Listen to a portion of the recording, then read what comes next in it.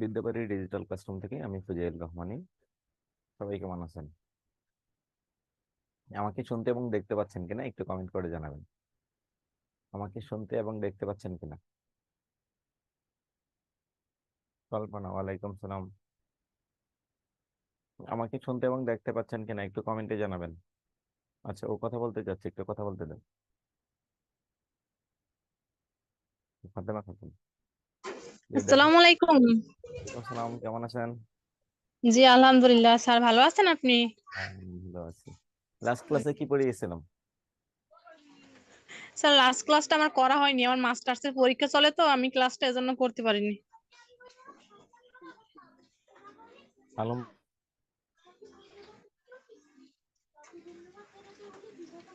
Last class করেছেন কে কে? আফরোজা খাতুন, ওয়ালাইকুম সালাম। লাস্ট ক্লাসে কে ছিলেন, কে করেছেন লাস্ট ক্লাস? একটু একটু জানাবেন যে লাস্ট ক্লাসে কি কি পড়িয়েছিলাম। আর আমরা আজকে পড়বো হচ্ছে পারিভাষিক শব্দ, অনুবাদ, জ্যোতিবাচক চিহ্ন। তাহলে আমাদের এর আগের ক্লাসে আমরা কি কি পড়েছিলাম বা কোনো কিছু বাকি ছিল কিনা যেটা বলেছিলাম পরের ক্লাসে পড়বো। যিনি লাস্ট ক্লাসে করেছিলেন ওনারা একটু কমেন্ট করুন। যিনি লাস্ট ক্লাস করেছেন ওনারা একটু কমেন্ট করবেন প্লিজ, যে লাস্ট ক্লাসে আমি কি পড়িয়েছিলাম।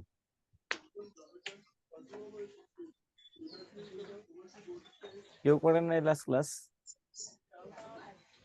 আগের ক্লাস অন্য স্যার নিয়েছিল সমাস। কোন স্যার নিয়েছিলেন, নাম বলতে পারবেন? আপনারা তো নাকি আমারও নাম জানেন না, স্যারে তো এটাই বললো আমাকে, যে কি পড়ালেখা করান পোলাপান আপনার নামই বলতে পারে না। হ্যাঁ, সাইমা খানম, আপনি একটু কথা বলুন। এই পর্যন্ত আপনাদের কোনো কিছু মিসিং ছিল কিনা?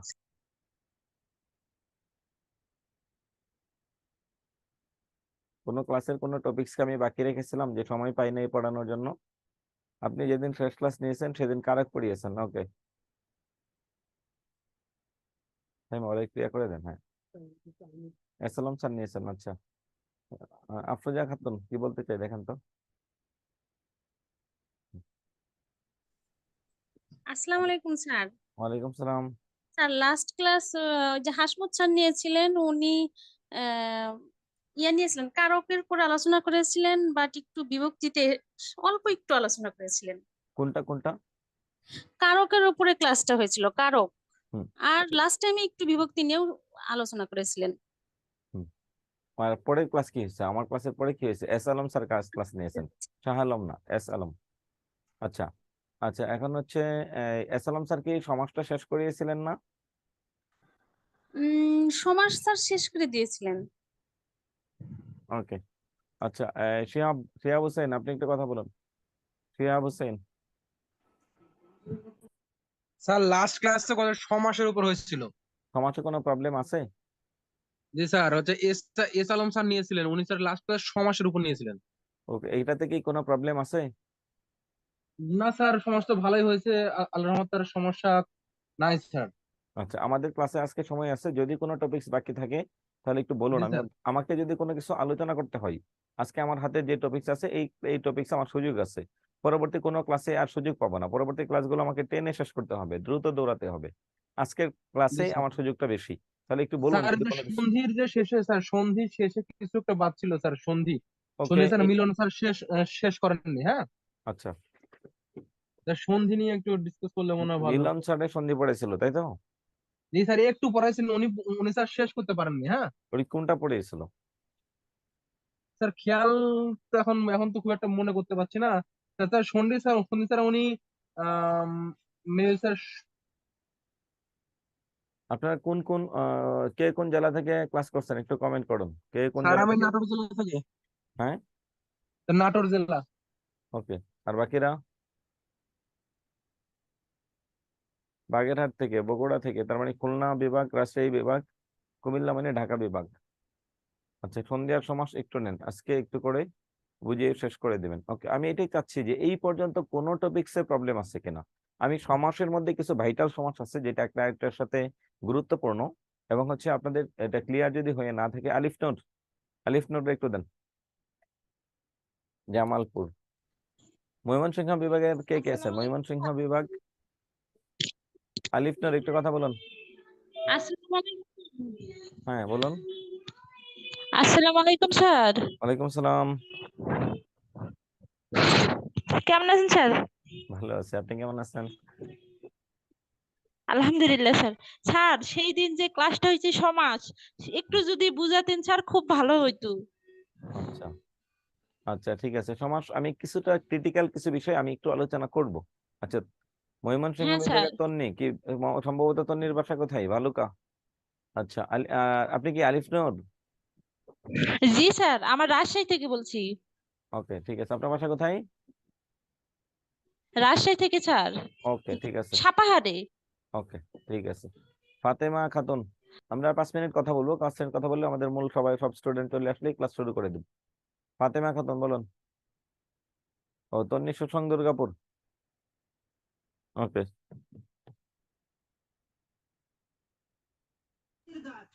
স্যার স্যার হ্যাঁ বলুন। মিলন স্যার স্বরসন্ধি বুঝিয়েছিলেন কিন্তু ব্যঞ্জন সন্ধিটা বুঝায় নেই। কেন? বুঝানো উনি সময় পাননি, সময় শেষ হয়ে গেছে আর বুঝানো হয়নি, আর নেক্সট তো তার কোনো ক্লাস আর মানে সন্ধির পর তার কোনো ক্লাস আমরা পাইনি, তারপর থেকে আপনি আসছেন। ওকে, ধ্বনি তত্ত্বের ক্লাস কি মিলন স্যার নিয়েছিলেন আপনাদেরকে? গণিতত্ত্ব কিছু কিছু বাকি আছে, কিছু কিছু বাকি আছে, কিন্তু একদম A to Z পর্যন্ত গণিতত্ত্বটা আমাদের বোঝানো হয়নি। সংক্ষিপ্ত ভাবে নিয়েছিলেন গণিতত্ত্ব ক্লাসটাও। দুটো বেশি। ওকে, আচ্ছা। ধ্বনি তত্ত্ব এখানে আপনারা দুইটা বেশ। ধ্বনি তত্ত্ব আমার ক্লাস করেছেন কি কেউ, নাকি কেউই করেন নাই? স্যার আপনার ক্লাস মনে হয় করি নাই গণিতত্ত্ব। আপনার কোন বেচ? আমরা যমুনা 5। আচ্ছা, যমুনা 5। আর এটা কি মেঘনা? মেঘনা 4-এ কি ধ্বনি তত্ত্বের ক্লাস আমি করিয়েছিলাম? মেঘনা, কমেন্টে একটু লিখুন মেঘনা বেচের কারা আছেন। আপনারা একটু বলুন তো, আপনাদের ধ্বনি তত্ত্বের ক্লাস কি আমি করিয়েছিলাম? ধ্বনি তত্ত্ব খুবই ইম্পর্টেন্ট আপনার প্রাইমারি প্রিলি এবং ভাইবার জন্য।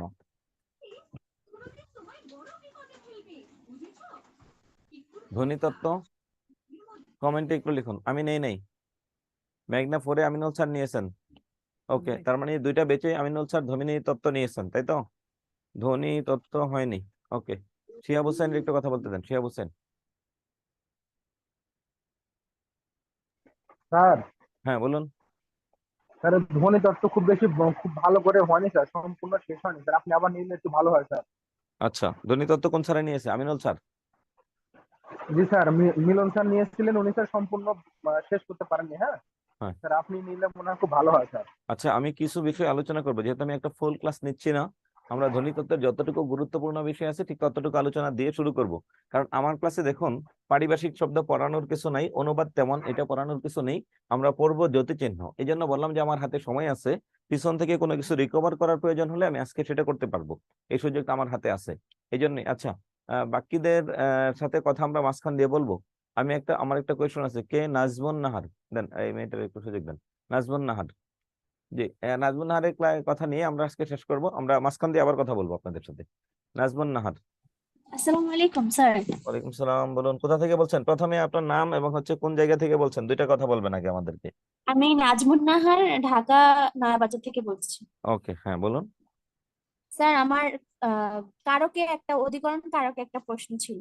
বলুন, কি প্রশ্ন? সেটা হচ্ছে পাতায় পাতায় পড়ে নিশির শিশির।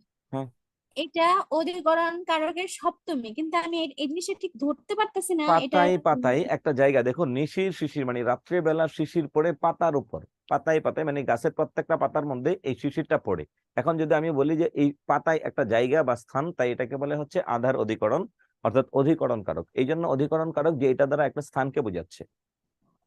আশা করি বুঝতে পেরেছেন। জি স্যার। ওকে, রেজাউল করিম অনেকক্ষণ ধরে হাত উঠাইছে, পরে একটু দেন। আমরা যাচ্ছি প্রথমে ধ্বনি। রেজাউল করিম, নাম, পরিচয়, নাম এবং হচ্ছে কোথা থেকে কথা বলছেন এটা একটু বলবেন। আসসালামু স্যার। ওয়ালাইকুম সালাম। স্যার রেজাউল করিম সিরাজগঞ্জ থেকে বলছিলাম স্যার। জি বলুন। স্যার যদি সময় থাকে স্যার, যদি 5 মিনিট একটু কারক নিয়ে বলতেন লাস্টের দিকে খুব কারক ভালো কি হতো আমি স্যার। পড়িয়েছিলাম আপনাদেরকে? জি স্যার, তো আবার একটু 5 মিনিট যদি রিভিশন করতেন খুব ভালো হতো স্যার। ওকে ওকে ওকে, ঠিক আছে। আমরা তাহলে ধ্বনিটা শেষ করি, আমরা কারকটা আর একটু রিভিউ করব। আর কার কার কারকে কি কি প্রবলেম আছে এটা একটু মার্ক করে রাখুন। আমাদের কারক হয়নি, শিহাব হোসেন, তাহলে কারক হবে কোন বেচ, এটা একটু মার্ক করে রাখুন। এই কারক হয় না এদেরকে। কারক একটা ভাইটাল গুরুত্বপূর্ণ বিষয়, তো অবশ্যই কারক নিতে হবে। কারক থেকে প্রশ্ন আসে না এমন কোনো পরীক্ষা আমাদের প্রাইমারিতে এই যাবত কোনো ধাপে হয় নাই, কোনো ধাপে হয় নাই। তার মানে আর যারা যারা কারক করেছেন ওনারা একটা কাজ করবেন, একটু মার্ক করে রাখুন। এই যে যেমন একটু আগে আপুর বললো পাতায় পাতায় পড়ে নিশির শিশির, এই পাতায় পাতায় কোন কারক? এটা হচ্ছে অধিকরণ কারক। এখন যদি আসতো ওই শিশির শব্দের নিচে দাগ দিয়ে, তাহলে এটা কর্মকারক। কেন হয়, কি করে হলো, আমরা এটা একটু আলোচনা করব। ওকে, আমরা যাবো হচ্ছে ধ্বনি। যেহেতু ধ্বনি আমি দুই ব্যাচের কাউকেই পড়াইনি, সো আমরা এখান থেকে ধ্বনিটা একটু আলোচনা করব। ধ্বনি মানে কি? ধ্বনি মানে মানুষের মুখ নিঃসৃত অর্থবোধক আওয়াজকে ধ্বনি বলে। আমি যখন বলবো অ, তখন সেটার নাম হচ্ছে ধ্বনি। আর যখন আমি লিখে দেখাবো তখন তার নাম হচ্ছে বর্ণ।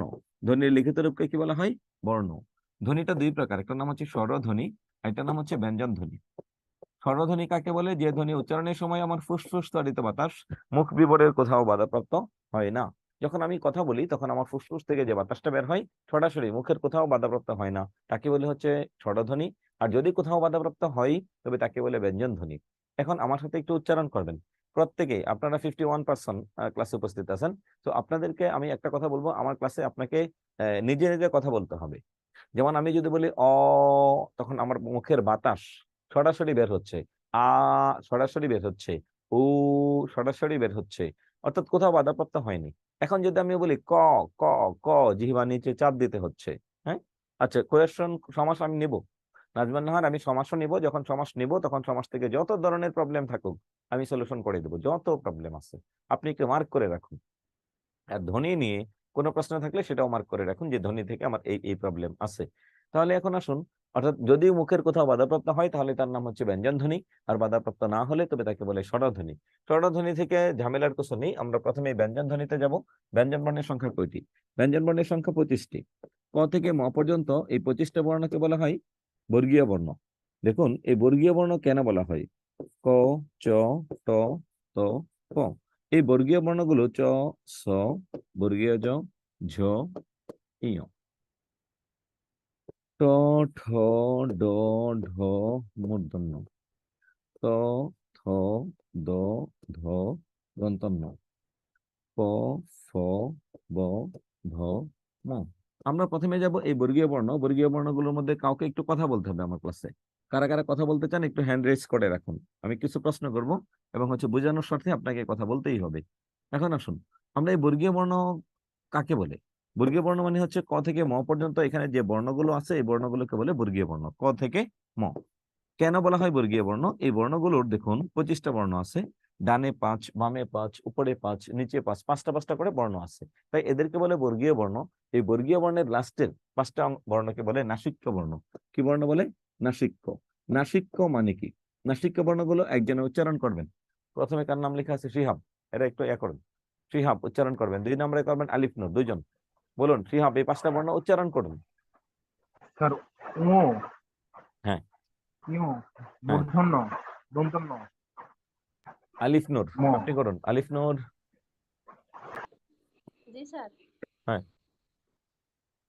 উয়, উ, ইয়, মূর্ধন্য, দন্তন্য, ম। না আমার মতো করে হচ্ছে না। নাজমুন নাহার আরেকটু বলুন।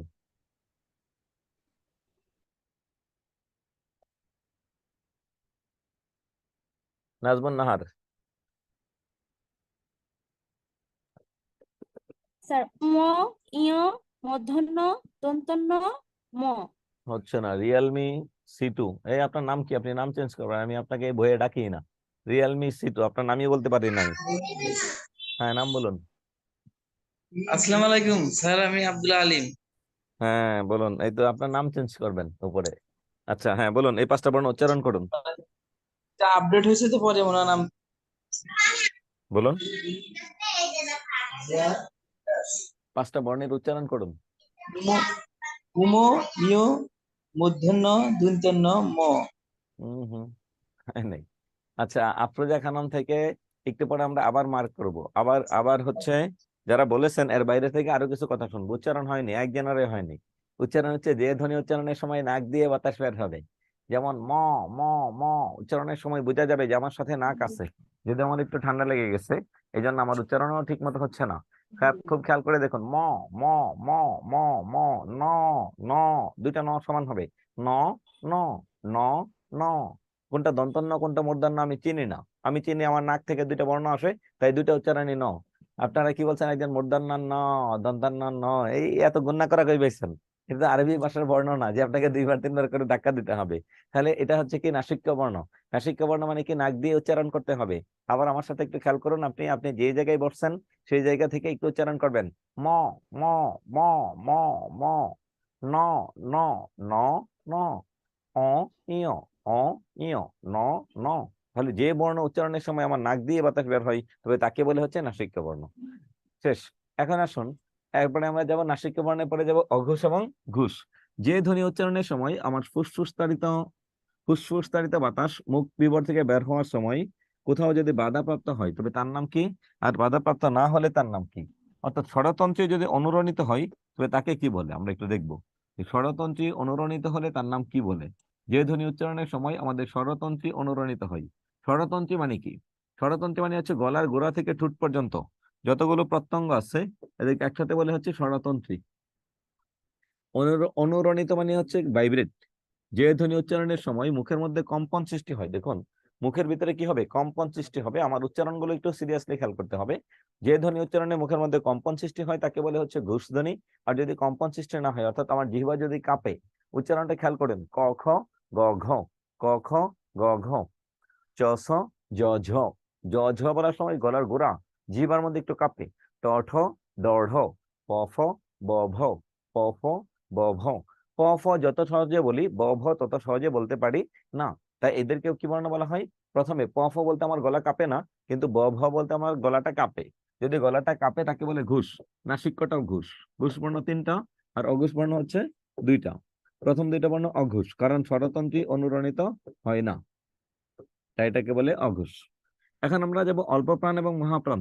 যে ধ্বনি উচ্চারণে প্রাইমারিতে এখান থেকে প্রশ্ন আসবে আসবে আসবে আসবে, প্রিলিতে না আসলে ভাই ভাই প্রশ্ন করবে। আর ভাই ভাই ধরেন আসলো না, আপনি যখন প্রাইমারি টিচার হবেন বাচ্চাদেরকে নিয়ে কি করাবেন? এই যে বর্ণ যখন পড়াবেন তখন তো ওই যে দন্তান্ন ন, হ্যাঁ, মূর্ধন্য ন, এইগুলো গিয়ে পড়াবেন। এগুলো পড়ানো যাবে না, কারণ আপনি এমএ পাস করেছেন। আগেকার সময়ে ওই যে এসএসসি পাস মেয়েরা যখন স্কুলে যেত, টিচার হতো, তাদের উচ্চারণ তারাই আপনার সহকর্মী হবেন।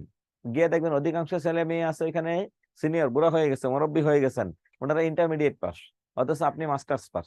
হ্যাঁ, দুইজনের মধ্যে একটু ডিফারেন্স থাকতে হবে। আপনি যখন কর্মস্থলে যাবেন, অন্য 5 জন থেকে আপনার একটু মূল্যায়নটা যেন একটু ব্যতিক্রম হয়। তার কারণটা কি, কি কারণে হবে, কি করলে হবে? এই যে আমরা এখানে নতুন নতুন দেখবেন এক একজন টিচার এক এক ধরনের পড়া পড়ায়, হ্যাঁ, তাহলে সবাইকে কি করতে হবে? সবাইকে ফলো করবেন। যার যে বিষয়টা ভালো লাগে আপনি নিজের মধ্যে সেটা নেবেন। কারণ আমি একটা পড়াচ্ছি, সোহাগ স্যার একটা পড়াচ্ছে, এরপরে সাজ্জাদ স্যার একটা পড়াচ্ছে, এরপরে জাহিদ স্যার একটা পড়াচ্ছে। যে স্যারের যে গুণ আপনার ভালো লাগে সেটা নিজের মধ্যে আপনি কি করবেন, ক্রিয়েট করবেন। তাহলে দেখবেন আপনি আপনার কর্মস্থলে সবচেয়ে বস। আপনার মুখে বলতে হবে না আই এম দা বস, হ্যাঁ, এটা বলা দরকার নেই, ওই এমনি কাজেই দেখবেন বস হয়ে যাবেন। এখন আসুন, যে ধ্বনি উচ্চারণে আমার গলার যে বাতাস, ফুসফুস তাড়িত বাতাসটা বের হয়, এটা যদি আমার জোরে বের হয়, বাতাসটা কি করে জোরে বের হয়, তবে তাকে বলে মহাপ্রাণ। আর যদি আস্তে বের হয় তাকে বলে অল্প প্রাণ। এখন আপনার হাতের তালু সবাই মুখ থেকে 1/2 ইঞ্চি দূরে রাখবেন আমার মতো, দেখে আপনি উচ্চারণ করবেন ক খ। যেটার বাতাস হাতে পান সেটা জোরে বাতাস বের হয়েছে, তার মানে মহাপ্রাণ।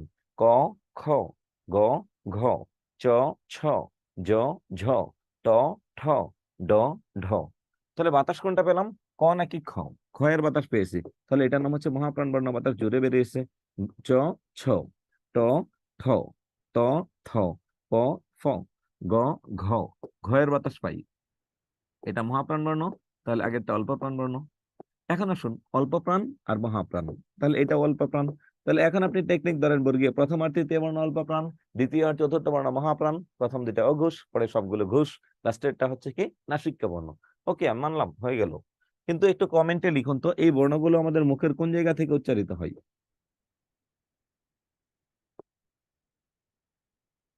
বলুন।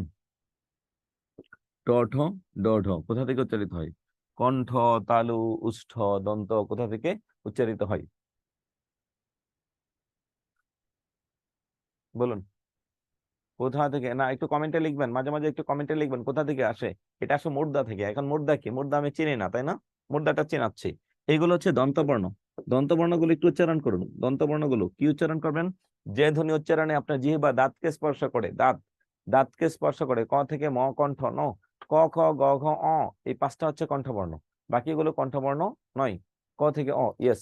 তাহলে দেখুন উচ্চারণ করেন ত, থ, দ, ধ, দন্তন্য, ত, থ, দ, ধ, দন্তন্য।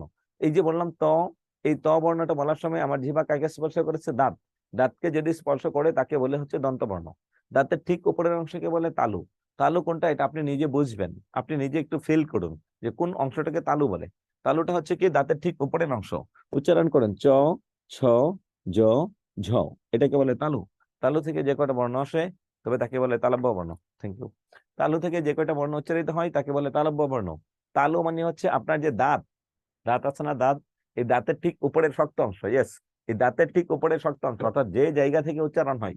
সবাই আপনার জায়গায় বসে একটু বলুন চ, ছ, জ, ঝ। চ, ছ। প্রাইমারি টিচার হলে এটা পড়াইতেই হবে, আপনাকে আজীবন পড়াইতে হবে। হ্যাঁ, আচ্ছা, এখন আমরা হচ্ছে কলেজের টিচার, আমরা কিন্তু এটা পড়াই না, আমাদের এটা কখনোই দরকার নেই। কারণ আমার ইন্টারমিডিয়েটের ছেলে পেলে বা ইন্টারমিডিয়েট প্লাস যারা আছেন, এরা এসএসসি পাশ করা ছেলে মেয়ে আসে আমাদের কাছে, কখনো পড়াতে হয় না। কিন্তু আপনাদের কিন্তু এটা পড়াতে হবে সারা জীবন। কিন্তু এখন আপনি একটু উচ্চারণটা খেয়াল করবেন, তখন দেখবেন আপনার সাথে এইচএসসি পাস একজন টিচার আপনাকে ইনসাল্ট করতেছে, আসছে এমএ পাস করে উচ্চারণ করতে পারে না। হ্যাঁ, তখন বিপদে পড়ে যাবেন। তাহলে এখানে একটু খেয়াল করুন, উচ্চারণে জিহ্বার ঠিক উপরের অংশকে বলে তালু। তালুর আরেকটু উপরে তাকে বলে হচ্ছে মূর্ধা। মূর্ধা মানে এটা কি? মূর্ধা শব্দের অর্থটা হচ্ছে আপনার যে জিহ্বাটা আছে, জিহ্বার ঠিক উপরে, উল্টা পাশে, জিহ্বার ও ঠিক উপরে লম্বা লম্বা কয়টা খাস কাটা আছে, যে কয়টা খাস কাটা আছে ভিট, এদেরকে বলে মূর্ধা। আমার সাথে একটু উচ্চারণ করুন ট, ঠ, ড, ঢ। ট, ঠ, ড, ঢ। আপনার জিহ্বা কাকে স্পর্শ করেছে? আপনার জিহ্বা কাকে স্পর্শ করেছে খুব খেয়াল করে দেখুন। আপনার জিহ্বা স্পর্শ করেছে আপনার আহ জিহ্বার ঠিক উপরের অংশ। জিহ্বা কি করেছে? উল্টে গেছে, উল্টে গিয়ে উপরে লম্বা কয়টা খাস কাটা ভিটকে পেয়েছে।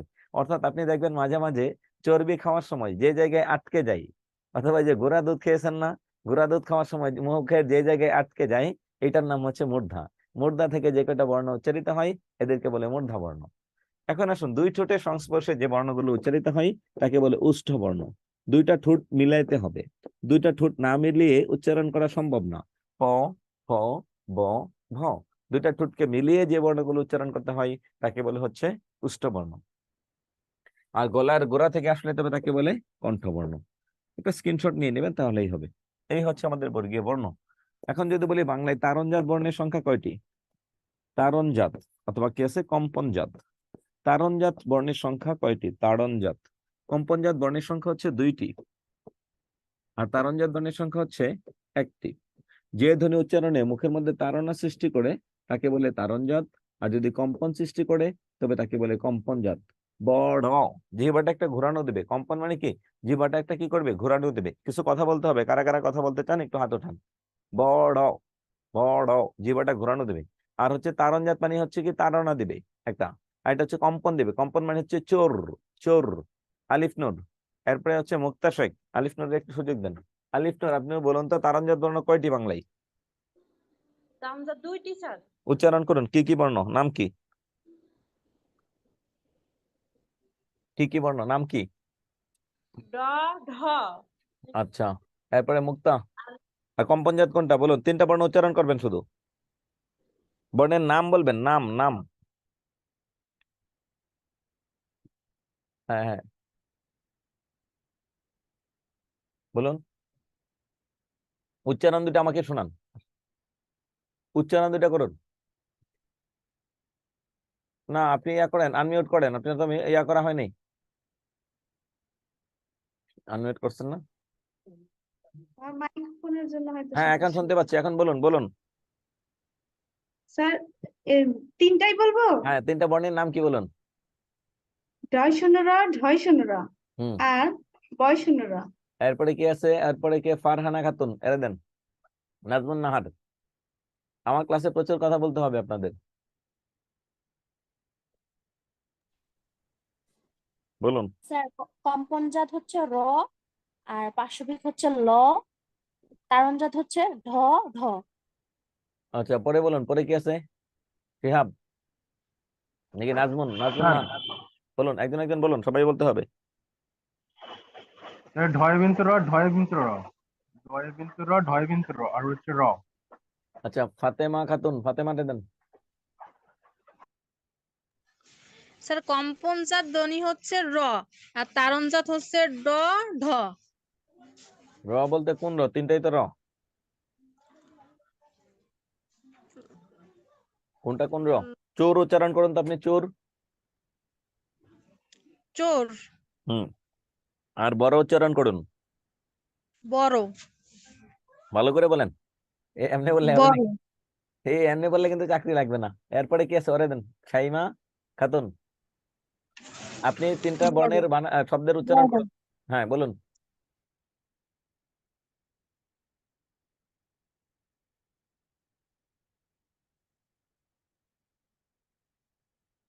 শাইমা।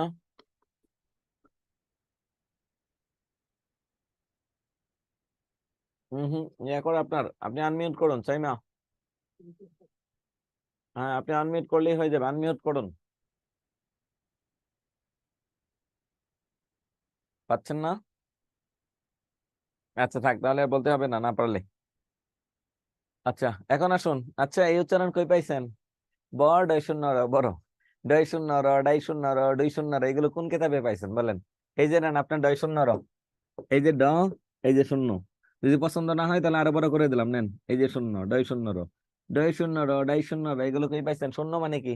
তাহলে এটা একটা উচ্চারণ। আরেকজনে বলুন তো এই বর্ণের নাম কি? এটা কি লিখছি? আরেকজন উচ্চারণ করুন। বয় শূন্য র, ডয় শূন্য র, ডাই শূন্য র, পাইছেন কই এগুলো? হ্যাঁ, এইগুলো যদি ভাই বাবুটা শিয়াব বলেন, শিয়াবেরটা ঠিক ছিল। এই বর্ণের নাম কি? লাস্টে যেটা বলছি, চন্দ্রবিন্দু। চন্দ্রবিন্দু। এখানে বিন্দু বলেন কেন? এখানে বলেন চন্দ্র শূন্য। তোর বাপ দাদা 14 গোষ্ঠী শূন্য। হ্যাঁ, শূন্য মানে ভিতরে ফাঁকা থাকা লাগবে। বলুন শূন্য মানে কি থাকা লাগবে? দেখুন এখানে লেখা আছে লেকচার 10। এই যে দেখুন, র, ড বিন্দু র, ব বিন্দু র, এই যে বিন্দুটাকে ভরাট করে দেয়া আছে। আর এই যে শূন্য, শূন্য ভিতরে ভরাট করা না ফাঁকা? শূন্য মানে অবশ্যই ফাঁকা থাকা লাগবে, বাধ্যতামূলক ফাঁকা থাকা লাগবে। আর এটা কিন্তু ভাই ভাই জিজ্ঞাসা করবে, প্রাইমারি ভাই ভাই। একজন এডিসি থাকবে, একজন হচ্ছে ডিপিএ থাকবে। ডিপিএ মানে ওই যে জেলা প্রাথমিক, ডিস্ট্রিক্ট প্রাথমিক এডুকেশন অফিসার। আরেকজন থাকবে এক্সটার্নাল। তিনজন আপনাকে প্রশ্ন করবে এটা। একমাত্র টিচার যে বিদ্যাবাড়িতে আমাদেরকে কথা বলার সুযোগ দিয়েন, এই জন্য আমার আপনার ক্লাস ভালো লাগে। Thank you Najman Nahar. দেখুন, আমি আপনাকে প্র্যাকটিক্যালি পড়াইতে আসছি। এখন আমি আপনাকে যদি কথা বলার সুযোগ না দেই, আমার ক্লাস অংশগ্রহণমূলক হবে না। আমাকে সুযোগ দিতেই হবে। আমি শুধু আজকে কেন, আমি আগেও দিয়েছি। আমি তো বহুদিন পরে আসছি। এই আপনাদের চেহারা বলতে আমি তো সবাইকে দেখতে পাই না, কিন্তু আপনাদের নাম দেখেই তো মনে হচ্ছে। আলিফ নূর ক্লাস করছেন, শিহাব ক্লাস করছে, এরপরে কি আছে মুক্তা শেখ, এর আগে কথা বলছি আপনার সাথে, তাহলে আমার মনে আছে কেমন? এর মাঝখানে কত ঘটনাই তো ঘটলো। আমার আমার প্রতিষ্ঠান আছে, আমার পরিবার আছে, ব্যক্তি জীবন, সমাজ জীবন, পলিটিক্যাল জীবন, এই জীবন সেই জীবন, সবকিছুর মাঝখানে আয়সা দেখলেই মনে হলো। এতটুকু যদি মনে করতে না পারি, তাহলে আমি কিসের টিচার? তাহলে আমি আপনাকে পড়িয়ে লাভ কি? আচ্ছা এখন আসুন, আপনি এটা বললে লাভ নেই। আমার একাদশে প্রায় 750 স্টুডেন্ট। 750 মধ্যে যদি আমাকে জিজ্ঞাসা করেন 500 ছেলের চেহারা দেখাবেন, আমি নাম বলে দেবো। এতটুকু আমি মাথায় রেখে, আমি একজন টিচার, আমার এতটুকু কাজ করতে হবে, না হলে আমার ছেলেরা তো আমাকে চিনবে না। এখন আসুন, এই যে এটার নাম হচ্ছে বিন্দু। এখানে কিন্তু শূন্য দেয় নাই, ফাঁকা রাখে নাই বিন্দুর ভিতরে। আর এখানে কি শূন্য, শূন্যের ভিতরে অবশ্যই ফাঁকা থাকা লাগবে। এটা বাধ্যতামূলক। প্রাইমারি টিচার হতে যাচ্ছেন, এটা উচ্চারণ ধরবে আপনাকে। ড বিন্দু র, ঢ বিন্দু র, ট ঠ ড ঢ, ড ঢ ড ঢ। এটা হচ্ছে একটা ড, এটা হচ্ছে অল্প প্রাণ, আর এটা মহাপ্রাণ ঢ ঢ। গলা ভর্তি বাতাস আসবে। একটা বাতাস অল্প করে চিকন করে বের হবে, আর একটা মোটা করে বের হবে। তাহলে একটা হচ্ছে ড বিন্দু র, আর এটা হচ্ছে ঢ বিন্দু র। একটা হচ্ছে ঢ বিন্দু র, আর এটা হচ্ছে ঢ বিন্দু র। শিহাব হুসেন, আমি ইন্টারমিডিয়েটে ক্লাস নেই, হ্যাঁ, আমি এডমিশন নিব আপনার কলেজে। এসএসসি পরীক্ষা দিয়ে এরপরে আসতে হবে আপনাকে, জান। আসুন, তাহলে আপনার নিয়ে আরেকবার বসা যাবে। এখন আসুন, এই যে ড বিন্দু র, ঢ বিন্দু র, এটা হচ্ছে একটা ব, প ফ ব। দেখুন বর্গীয় বর্ণের এটা হচ্ছে জাস্ট একটা ব, প ফ ব। বইয়ের নিচে আমি শূন্য দেই না, শূন্য মানে ওই যে ফাঁকা থাকবে। এটা হচ্ছে বিন্দু, ব বিন্দু র। তাহলে একটু উচ্চারণ করুন। উচ্চারণ হয় নাই। আপনি কি বলছেন? চোর। চোর উচ্চারণ করলে তো হবে না, এটা কম্পন দিতে হবে জিহ্বাটা, ওই যে যারা চানাচুর বিক্রি করে। আরেকজন একটু কথা বলুন, এই তিনটা বর্ণ উচ্চারণ করবেন। বড়, বড়। কিন্তু নো রেসপন্স। আমি স্যার আপনাকে ইনবক্স করেছি, কিন্তু নো রেসপন্স। আমি সরি, আরেকবার ইনবক্স করে দেন। নাম কি আপনার? নাজমুন নাহার। এত পরিমাণ ইনবক্স করে আমি নিজেও, আপনি হয়তো বুঝতে পারবেন না আপনার জায়গা থেকে। আমার জায়গা থেকে এটা বোঝাটা কঠিন। আমার জায়গা থেকে সকল কিছুর উত্তর দেওয়াটা কঠিন ইনবক্সে। কারণ হচ্ছে আমি ক্লাসটা শেষ করি, আমার ফ্যামিলি আছে। এটা মাথায় রাখবেন, আমি ক্লাস শেষ করলেই, আর আমি আপনার না, আমি আমার বাসায় ঢুকলে আমার ওয়াইফ আছে, আমার বাবা আছে, আমার ভাই বোন আছে, তাদের তখন তাদের সময়গুলো আমার ভাগ করে দিতে হয়। সকালবেলায় যখন আমি কলেজে ঢুকি তখন আমি আর আমার না, তখন আমার ক্লাসরুমে ঢুকলে আমার ছেলে পেলের, আমার অফিসে ঢুকলে আমার প্রিন্সিপাল থেকে একবারে হচ্ছে মানে কি বলে অফিস সহায়ক তাদের। সো এই জন্য উত্তর দেওয়াটা একটু কঠিন। সো আমি আবার সরি, প্রয়োজনে আপনি আরেকবার ইনবক্স করেন অথবা একটা কল দিয়ে রাখেন। এখন আসুন, আমি যেটা বলতে চাইছিলাম, চোর উচ্চারণ করতে হবে কি, জিহ্বাটা কাঁপতে হবে। যারা চানাচুর বিক্রি করে, যারা চানাচুর বিক্রি করে এরা কেমনে উচ্চারণ করে, একজনে উচ্চারণ করুন, কে করবেন? ফাতেমা খাতুন, হ্যাঁ শিহাব বলুন, শিহাব ভিডিওতে ভালো। চানাচুর, হ্যাঁ বলুন। চানাচুর, হয় নাই, যে চানাচুর যারা বিক্রি করে ওরা কেমনে বলে? চানাচুর।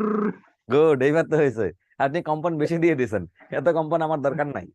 চানাচুর একবার কাঁপলেই হলো। কম্পনজাত ধ্বনি, কম্পনজাত ধ্বনি মানে জি হচ্ছে, স্যার, জি। কম্পনজাত ধ্বনি মানে হচ্ছে যে কি করতে হবে, কাঁপতে হবে। শিহাবের বাসা কোথায়? নাটোর সদর।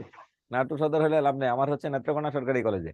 আচ্ছা এখন আসুন, এখন বিষয়টা হচ্ছে যে আপনাকে জিহ্বাটা কাঁপতে হবে। আর তারণজাত মানে জিহ্বাটা একটা ঘোরানো দিবে, বড় বড় বড়, জিহ্বাটা ঘোরানো দিবে, এটাকে বলে তারণজাত। বাংলায় তারণজাত বর্ণ দুইটা। আপনাকে যখন ওই যে ডিপিএসআর প্রশ্ন করবে প্রাইমারিতে, তারণজাত বর্ণ কয়টি, আপনি বললেন 2 র 2.5 শেষ, চাকরি শেষ, আর চাকরি লাগবে না। তাহলে এই এমএ পাস করার পর এই 2.0 নিয়ে যদি আপনি চাকরি নিতে চান তাহলে হবে না। ড বিন্দু র, ঢ বিন্দু র, ব বিন্দু র, এখানে বিন্দু বলতে হবে, শূন্য বলতে কোনো শব্দ বাংলায় নাই। ওকে, এরপরে যান। এখন বলবেন হচ্ছে আরেকটু কারা কারা কথা বলতে চান বলুন।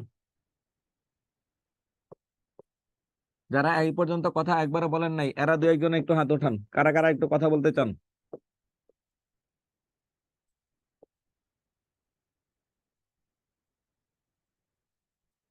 ওদেরকে একজন দুজন একটু সুযোগ দেবেন। কে? আলিফ নূর তো কথা বলেছেন, বলেন আলিফ নূর, একটু এই শব্দের বানানগুলো একটু বলেও আমাকে শোনান, শব্দের বানানগুলো কেমন হবে। আলিফ নূর, এসকে, এসকে শের আলী, শের আলীর একটু ইয়ে করে দেন। এক মিনিট, এক মিনিট। শের আলী, শের আলী। জি স্যার। ওকে বলুন। পদ্মা বানান করুন, পদ্মা, বানান করুন। প, প দযুক্ত ময়াকার। গুড। স্নান, একটা একটা বানান করুন। স্নান, দন্তনিঃ যুক্ত, দন্তনিঃ নয় যুক্ত নয়াকার, দন্তন্য। আচ্ছা, ক্লেশ, কয়লা হলা একার তালিবস্য। ওকে। এরপরে স্বল্প, এরপরে এটাকে ইয়ে করেন। দন্তনিঃ ব লয় প। তানিয়া অধিকারী, নাকি লিখছেন তনয়া অধিকারী? ইংরেজিতে লিখছেন তো, দূর থেকে বোঝা কম যাচ্ছে। হ্যাঁ, আপনি একটু বলুন। এই 4টা শব্দ বানান করবেন।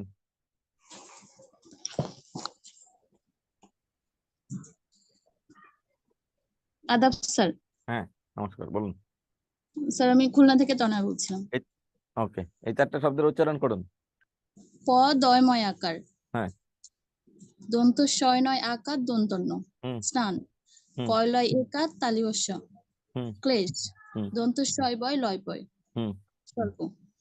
আচ্ছা, আপনি সকালে স্নান করেছেন আজকে সারাদিনে? হ্যাঁ স্যার। হয় নাই আপনার স্নান, 12টা বাজাইছেন। আপনি লাইনে থাকেন, দেখুন একেবারে মাতৃভাষা বাংলার 12টা বাজায় রেপ করে ফেলাইছেন মাতৃভাষা বাংলাকে। এই উচ্চারণ কই পাইছেন আপনারা? হ্যাঁ, এই উচ্চারণ পাইছেন কই? দন্তার শয় ন ফলা আকার দন্তন্য স্নান, প দয় ম ফলা আকার পদ্মা, কয় ল ফলা আকার তারিবস্য ক্লেশ, দন্তার শয় ব ফলা লয় পয় স্বল্প। এর বাইরে বললে কবিরা গুনাহ, যেই গুনাহ কোনো মাফ নাই। এর বাইরে বিকল্প বাংলা ভাষাই, বাংলা ভাষার কোনো উচ্চারণ নাই, যদি থাকে সেটা ব্রজবুলিতে থাকতে পারে, বাংলা ভাষায় এর বাইরে কোনো উচ্চারণ নাই। তাহলে কি অধিকারী, আপনি এইটা একটু বানান করুন। বিদ্যা, বিদ্যা বানান করুন অধিকারী। বয়রস্যি দয়জা ফলা আকার, গুড, এটা হয়েছে। বয়রে ফলা হ মূর্ধন্য গ্রহণ। হ্যাঁ, এখন ফলা কেমনে পাইছেন? এই দুইটারে ফলা বললেন, আর আগে 4টা কি অন্যায় আপনার করেছে? বাংলা স্যার বর্ণমালা। আসলে আমাদের আঞ্চলিক ভাবে তো ওইভাবেই বলে, এটা আগে কখনো কোনো স্যার কিংবা কেউ বলে দেয়নি যে এটা এইভাবে উচ্চারণ করতে হবে, এই জন্য আমরা তো শোনেন, ওইভাবেই করে আসছি। শোনেন, শোনেন, চাকরির বাজারে যখন আপনি ভাইবা দিতে যাবেন, ওরা 5:1, 5 জন থেকে একজনের চাকরি দিবে, ওরা বলবে না যে আপনি কে শিখছেন কে শিখেন নাই। তো যারা শিখছেন তারাও দিবেন, যারা শিখেন নাই তারাও দিবেন ভাইবা। এই জন্য আপনার একটু মাথায় রাখতে হবে। দেখুন ফলা হচ্ছে 6টি, আপনি 2টা পারছেন আর বাকিগুলো পারেন নাই। ফলা হচ্ছে 6টি। ব্যঞ্জন বর্ণের সংক্ষিপ্ত রূপকে কি বলে? ফলা বলে। বলুন, ব্যঞ্জন বর্ণের সংক্ষিপ্ত রূপকে কি বলে? ফলা। ফলা। কখন ফলা হবে? এই যে দেখুন, দয়ের নিচে এমনি করে জফলা দেওয়া যায় না, তাই আমরা পাশে দিয়েছি। এই যে ম, জ, র, ল, ব, ন, এই 6টার যে কোনো একটা বর্ণ যুক্ত হয়ে আসার ক্ষেত্রে যদি নিচে আসে, প, দয়, ম ফলা আকার পদ্মা, দন্তের সই ন ফলা আকার দন্তন্য স্নান, কয় ল ফলা একার তালিবস্য ক্লেশ, দন্তের সই ব ফলা লয় পয় সংযুক্ত। এখানে প যুক্ত হয়েছে নিচে, কিন্তু প এই 6টার মধ্যে নাই, তাই আমি ফলা বলতে পারি নাই। যদি নিচে থাকতো তাহলে অবশ্যই অবশ্যই ফলা বলতে হবে। তাহলে ব্যঞ্জন বর্ণের সংক্ষিপ্ত রূপকে বলে ফলা। একটা স্ক্রিনশট নেবেন। ব্যঞ্জন বর্ণের সংক্ষিপ্ত রূপকে কি বলে? ফলা। ফলা হচ্ছে কয়টি বর্ণের? 6টি। বারবার বারবার এই প্রশ্ন আসে, ভাই ভাই বারবার প্রশ্ন করে। কোন 6টি? মজার লবণ, ম, জ, র, লবণ, ম, জ, র, লবণ। এই 6টার যে কোনো একটা বর্ণ যুক্ত হয়ে আসার ক্ষেত্রে যদি কি করে নিচে আসে, তাহলে অবশ্যই ফলা বলতে হবে। নিচে আসলে কি বলতে হবে? ফলা বলতেই হবে। যদি প্রথমে আসে, দেখুন এই স্নানটাকে উল্টাই দিলাম, মুন্সিগঞ্জের মুন্সি, মুস্কার মু দন্ত নয়শয় সংযুক্ত রসিকার, এখানে ফলা বলা দরকার নেই আমার। এখানে মুন্সিগঞ্জের মধ্যে ফলা বলবেন না, কারণ এখানে কি দন্তান্নটা প্রথমে আসছে। প্রথমে আসলে ফলা না। স্বরবর্ণের সংক্ষিপ্ত রূপকে বলে কার, আর ব্যঞ্জন বর্ণের সংক্ষিপ্ত রূপকে কি বলে? ফলা। আচ্ছা এখন আসুন, স্বরবর্ণের সংক্ষিপ্ত রূপ আছে কার। কার আছে কয়টা বর্ণ? 10টা। আর ফলা আছে কয়টা? ফলা হচ্ছে কয়টা বলুন? 6টি। আর কার হচ্ছে 10টি। অ, আকার, রসিকার, দীর্ঘইকার, রসুকার, দীর্ঘকার। একটা বর্ণের কান নাই, সেটা হচ্ছে অবর্ণ। ওকে বলে লীন বর্ণ। লাস্ট কয়েকদিন আগে বাংলাদেশ ব্যাংকে এই প্রশ্নটা আসছে, লীন বর্ণ বা নীলীন বর্ণ অথবা বিলীন বর্ণ। এই কারণে বলে। তাহলে আপনারা সন্ধি পড়ছেন কেমনে? স্বরসন্ধিতে পড়ার কথা না? স্বরসন্ধিতে আপনি পারার কথা না? এই ফলা কান না পড়ে স্বরসন্ধি কোনো মতেই সম্ভব না শেষ করা। কোনো মতেই সম্ভব না। কোনো মতেই সম্ভব না। যদি করেন আপনি মুখস্থ করেছেন, না বুঝে করেছেন। না বুঝে পড়লে চাকরি হবে না। একবারে দোহাই, চাকরি আপনার না, আপনার না। চাকরি আপনার জন্য না যদি আপনি না বুঝে পড়েন। আমি একটা কথা বারবার ক্লাসে বলি, আমার কথা শুনে কষ্ট পাবেন, লাভ নেই। চাকরি আপনার জন্য না। দেখুন কিছু ছেলেপেলে আছে যারা বিসিএস রিটেন দিয়েছে বা ভাইবা দিয়ে ক্যাডার হয় নাই, এরা এই ছেলেপেলে গুলো এসে আপনার সাথে প্রাইমারি চাকরিটা নিয়ে চলে যাবে, জীবনেও বাড়িতে যাবে না। এরা হুট করে যাবে পরীক্ষার দিন, টেলি পরীক্ষা দিবে, আরেকদিন যাবে হচ্ছে ভাইবা দিবে, গিয়ে দেখবেন চাকরি নেই আপনার, চাকরি ওই ছেলে নিয়ে গেছে। এরা দেখবেন অমুক তমুক তমুক তমুক বিশ্ববিদ্যালয় থেকে পড়ালেখা করেছে। বুঝছেন? একটু সিরিয়াস হতে হবে। চাকরি যতটা সহজ মনে হয় ততটা সহজ না। আচ্ছা এখন আসুন, আমরাও আমাদের কাছে এই যে যখন প্রথম পড়তে বসতাম তখন খুব কঠিন মনে হতো। এরপরে এক এক করে বেশ 10টা চাকরি পেয়ে আসছে, 10টা। এখন যদি বলেন, এটা বলতে চাই না কিন্তু এরপরে বললাম যে হচ্ছে চাকরি পাওয়া সহজ না। আর যখন সহজ হয়ে যাবে তখন পরীক্ষা দিলেই চাকরি, দিলেই চাকরি, দিলেই চাকরি, কোনটা করবেন কোনটা করবেন না এটা নিয়ে পরে আপনি বিপাকে পড়বেন। তাহলে আসুন, ব্যঞ্জন বর্ণের সংক্ষিপ্ত রূপকে কি বলে? ফলা। আর স্বরবর্ণের সংক্ষিপ্ত রূপকে বলে কার। ফলা হচ্ছে 6টি, কার হচ্ছে 10টি। এই ফলা কোনটি? মজার লবণ। কারো কোনো প্রশ্ন আছে ফলা থেকে? থাকলে বলুন। আলিফ নূর, বাবুর জন্য ফোন বইয়ের মধ্যে রেখে ক্লাস করতে হয়। আপনি তো জীবন যুদ্ধে 1 ধাপ এগিয়ে আছেন, ওটা বাচ্চা কাচ্চা আছে, বিয়ে শাদী করছেন, 2 ধাপে এগিয়ে আছেন। একটা হচ্ছে বিয়ে করেছেন আলিফ নূর, একটা হচ্ছে বাচ্চা কাচ্চা আছে। এখন একটা চাকরি পান, তাহলে আপনার জীবনের পরিপূর্ণতা হবে। এছাড়া তো আপনার জীবনের পরিপূর্ণতা নাই। আর যারা বিয়ে শাদী করে নাই, এরা এরা তো জীবনের কিছুই করে নাই। নামাজের বফলা, নামাজের বল, বলেন বলেন, আজকে সারেলি যে যেমনে পারেন মুখস্থ করেন, যে যেমনে পারেন মুখস্থ করেন, সমস্যা নেই। যে যেমনে পারেন মুখস্থ করেন। না, না, আমি তোকে নিচ্ছি, এই নেন। সমস্যা, আমিও কাজ করে আসছি, এরপরে তো জোর করে দিচ্ছি। আচ্ছা এখন বলুন, ফলা নিয়ে কারো কোনো প্রশ্ন আছে কিনা? হুম? নেন নেন। হুম।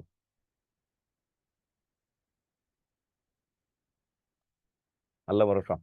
পরিশ্রম করেন, পরিকল্পিত পরিশ্রম করেন, চাকরি হবেই হবে। একটা স্ক্রিনশট নেবেন, স্ক্রিনশট নিয়ে অ্যাটাচ হলে একটু কমেন্টে লিখবেন ডান, যেন আমি পরের টপিকসে যেতে পারি।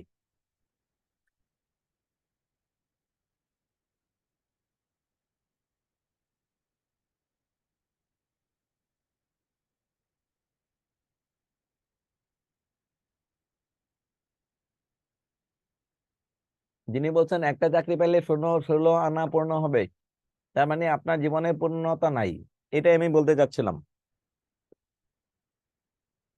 কে নাজমুন নাহার বলছেন 16 আনা পূর্ণ হবে, এটাই হচ্ছে বাস্তবতা।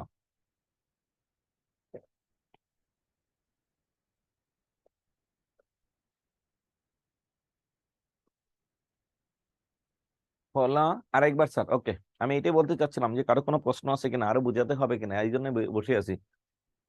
উচ্চারণগুলো আরেকবার বললাম, দেখুন প দৈম ফলা আকার, ব্যঞ্জন বর্ণের সংক্ষিপ্ত রূপকে ফলা বলে। ব্যঞ্জন বর্ণের সংক্ষিপ্ত রূপকে কি বলে? ফলা বলে। কোন বর্ণগুলো ফলা আছে? এই 6টা, ম জ র ল ব ন। এখন আসুন পদ্মা বানানে কি হবে? প দৈম ফলা আকার পদ্মা। দন্তা সই ন ফলা কেন যুক্ত হয়ে নিচে আসছে? স্নান। কই ল ফলা আকার তালিবস্য ক্লেশ। দন্তা সই ব ফলা লয় পয় সংযুক্ত স্বল্প। গয় র ফলা হ মূর্ধন্য গ্রহণ। বহিষ্কার বি দয় জ ফলা বিদ্যা। এই 6টা যে কোনো একটা বর্ণ যুক্ত হয়ে আসার ক্ষেত্রে যদি নিচে আসে তাহলে অবশ্যই ফলা বলতে হবে, অবশ্যই ফলা বলতে হবে। আচ্ছা এখন আসুন ফলার পরে আমরা যাব যুক্ত বর্ণ। আমাকে আরেকটু কথা বলতে হবে, এই বর্ণের নাম কি? এই বর্ণের নাম কি? এই বর্ণের নাম কি? এই বর্ণের নাম কি? এখানে আছে ক প্লাস মূর্ধন্য স, আর এখানে আছে হ প্লাস ম। যখন আমরা যুক্ত বর্ণগুলোকে ভেঙে দেব তার প্রথম অংশের নিচে হসন্ত দিতে হবে। হয়ের যদি কানে ধরে তাহলে দন্তন্য, আর হয়ের যদি পায়ে ধরে তাহলে মূর্ধন্য। গঞ্জ, এটা গঞ্জ উচ্চারণ করতে লিখতে গেলে যা লিখতে হয় তা হচ্ছে ইয় প্লাস বর্গীয় জ, গঞ্জ।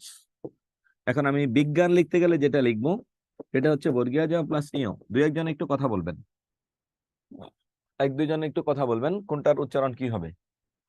একটা হচ্ছে ক্ষমা, ক্ষমা শব্দের বানান করুন একজনে। ব্রাহ্মণ শব্দের বানান করবেন একজনে। আহ্নিক শব্দের বানান করবেন একজনে।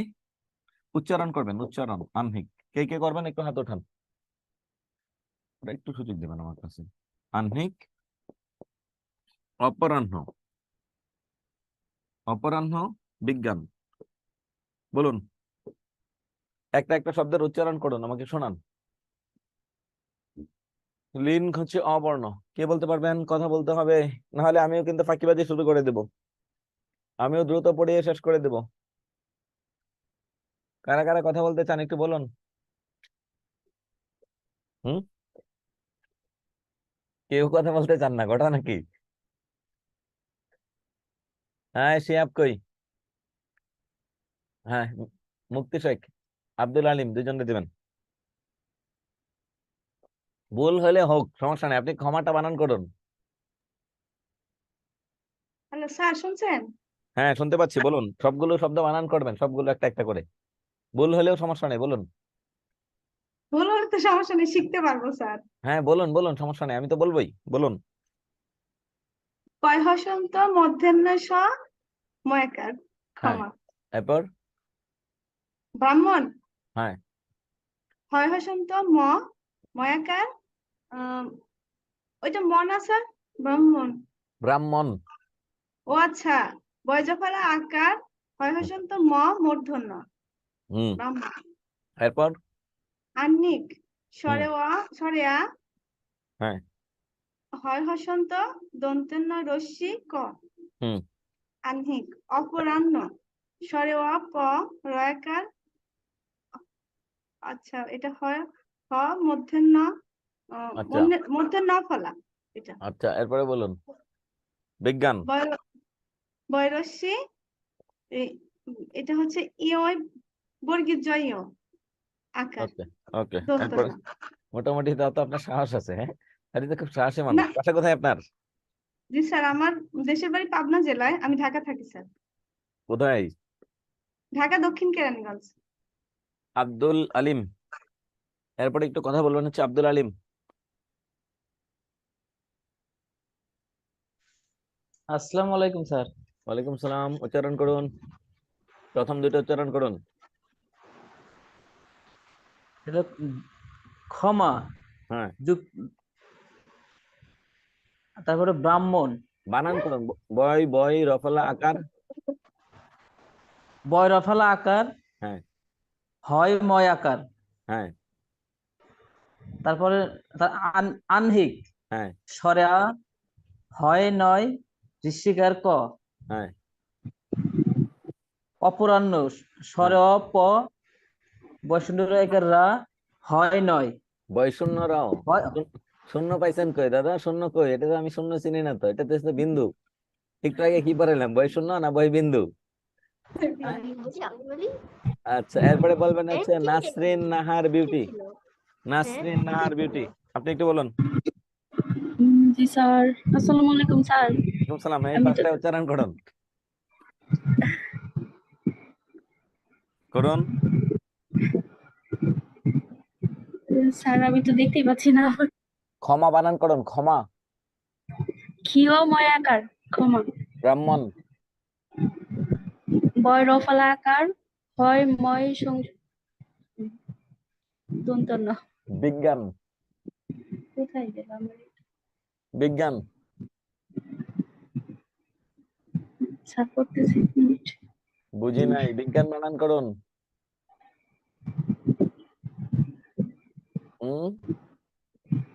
স্যার আমি ইয়ে থেকে বের হয়ে গেছি নাকি, দেখা যাচ্ছে না কেন?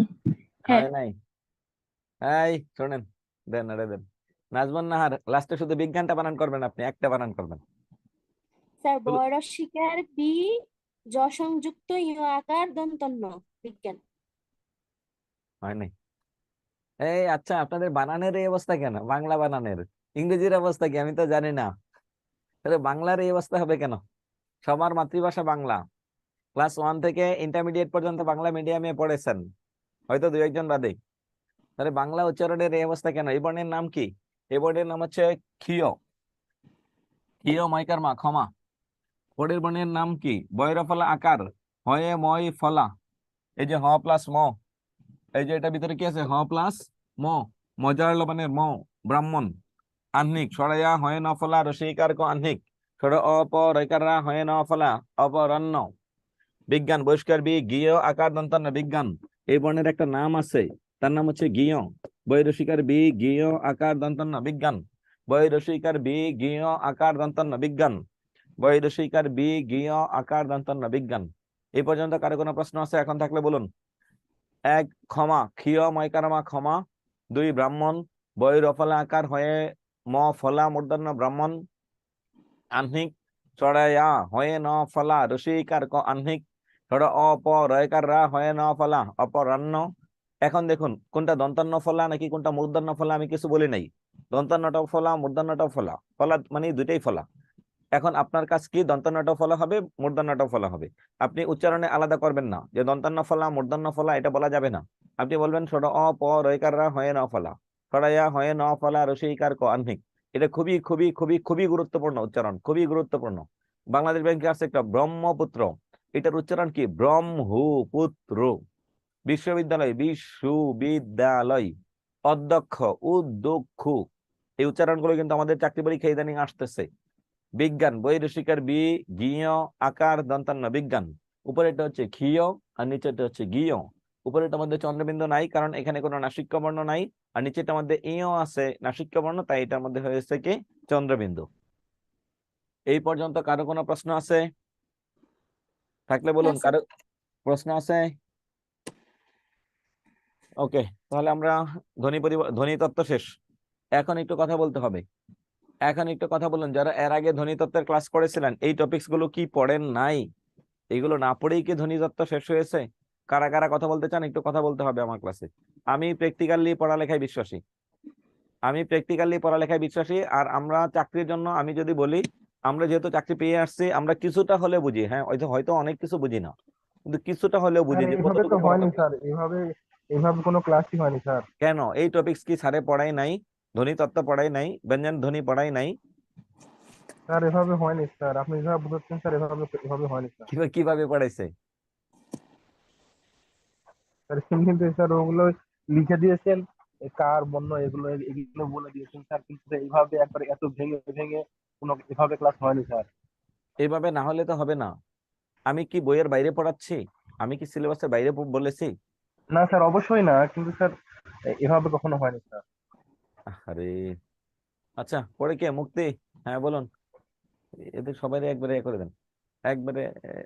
হ্যাঁ, আপনারা সবাই সুযোগ দিয়ে দিলাম, কিন্তু শর্ত হচ্ছে যদি কারো কাছে সাউন্ড হয় আপনি নিজে আনমিউট করে রাখবেন। আমি সবাইকে উন্মুক্ত করে দিলাম, একবারে 55 জন ধরেই কথা বলবেন মাঝে মাঝে। কিন্তু হচ্ছে যাদের বাসায় বা আশেপাশে সাউন্ড হয় ওনারা এটাকে ধ্বনি বিপর্যয় স্যার এগুলো পড়াইছে, বাট আপনি যেগুলো পড়াইছেন মাত্র, এগুলো তো আগে কখনো পড়াইনি স্যার। তাহলে লেকচার 1 কি করে শেষ হইলো? এটা তো লেকচার 1 এর প্রাণ। স্যার এমনি লিখে লিখে দিছে, কিন্তু এভাবে স্যার হয় নাই, আমরা তো পাইনি স্যার, আমি তো কোনো ক্লাস মিস দেই না স্যার, পাইনি আচ্ছা এটা আমি শিওর। এখানে পড়ানো হয় নাই স্যার ক্লাসটা আমিও মিস আমিও দেই না স্যারের স্যার, কিন্তু ক্লাসগুলো স্যার হয়নি করছি, স্যার, মুক্তা তাই না? এভাবে হয়নি স্যার। হইলেও কেন? আমরা কিছু স্যার হইলে আমরা কিছু তো পারতাম, কিন্তু আপনি যেভাবে করাচ্ছেন এভাবে মানে দুইটা টিচারের আগে করাইছে, কিন্তু এভাবে করায়নি স্যার, এভাবে কেন? আমাদের কোনো জরুরি স্যার। ক্লাসই হয়নি স্যার আমাদের। পড়ানো হয় নাই সাউন্ড করা যাবে না। যদি কারো এখানে সাউন্ড হয় তাহলে কিন্তু আমাদের এখানে মানে খুব বেশি কষ্ট হয়ে যায়। আপনাদের পাশে ধরেন সাউন্ড হচ্ছে, তাহলে একটু ইয়া করে রাখবেন, মিউট করে রাখবেন। আমাদের শুধু স্যার জিজ্ঞেসই করতো না স্যার, শুধু খাতায় লিখে দিত, আমরা লিখেই নিতাম। আচ্ছা, এরপরে এর বাইরে আরো দু একজন বলুন যারা এই পর্যন্ত লাইভে প্রথম শিখলাম স্যার। আমি তো লাইভেই প্রথম শিখলাম, আমি তো আগে কখনো কোনো টিচারের কাছ থেকে এভাবে শিখিনি। কেন আপনার স্যার কাছে কি প্রাইমারি মনে হয়েছে এখন যে শব্দগুলো উচ্চারণ গুলো করেছেন বইয়ের নিচে কি এটা শূন্য হয় না বিন্দু হয়? স্যার এইটা জানতাম আমি স্যার, বিন্দু জানতাম, কিন্তু আমি ভুলে গেছিলাম, এটা আমি জানতাম ভুলে গেছেন ব্যক্তিগতভাবে। কেন? ভাইবা বোর্ডে যখন ভুলে যাবেন বাইরে এসে যদি বলেন যে স্যার, ধরেন আপনি ভাইবা বোর্ডে বলছেন যে স্যার ডয় শূন্য র, স্যার বের করে দিল, না একটু না করে একটু স্যার, করে ভিতরে এটা দৌড় আমার দিয়ে ভুল, বললেন এটা শোনেন। আমার ভুল স্যার, এটা আমি কোনো টিচারের দোষ দিব না, এটা আমার ভুল স্যার, আমি ভুলে গেছিলাম। কিন্তু আচ্ছা শোনেন, অন্যগুলা এই যে অক্ষরগুলা চেনা, যুক্ত বর্ণ, এগুলা ফলাও মনে ছিল, কিন্তু ফলা যে বলতে হবে এটাও ভুলে গেছি স্যার। কিন্তু ওকে কোনো একজন স্যার এটা মানলাম, শিখায় নাই, আমি একজনকে ব্যক্তিগতভাবে ক্ষমা শিখছি। করে দিলাম। যান, বাকিদের কি খবর? 55 জন আছেন, বাকিদের কি খবর? হ্যাঁ, প্রাথমিকে হাই স্কুলে এগুলো তো কখনো শিখি নাই, এই প্রথম শিখলাম বুড়ো বয়সে। এখন আচ্ছা, এখন আপনি একটু বলেন তো আপনার স্বাভাবিক বিবেক বা কমন সেন্স কি বলে ডয়ের নিচে শূন্য হয় নাকি বিন্দু হয়? বিন্দু হইতে পারে, শূন্য তো হতে পারে মানে আপনার চোখ দিয়ে ভালো করে দেখেন, এই যে লেকচার, হবে এটা কি ভিতরে ফাঁকা হ্যাঁ আছে? ফাঁকা নাই। আর এখানে শূন্যের ভিতরে ফাঁকা আছে না? তাহলে আপনি কি করে তাহলে বলেন বিন্দু যে মাঝখানে ফাঁকা। তাহলে আপনি কি করে বলেন যে শূন্যরে ডয় শূন্যরা বা ডয় বিন্দু? ডয় বিন্দুটারে কি করে বলেন ডয় শূন্য? তো ওই চন্দ্র শূন্য তো বলেন না, ওইখানে গিয়ে তো ঠিকই বলেন চন্দ্র বিন্দু। আপনারা তো জাতে মাতাল, তাহলে ঠিক স্যারেরা যেমনি পড়াইছে তেমনি পড়ছেন।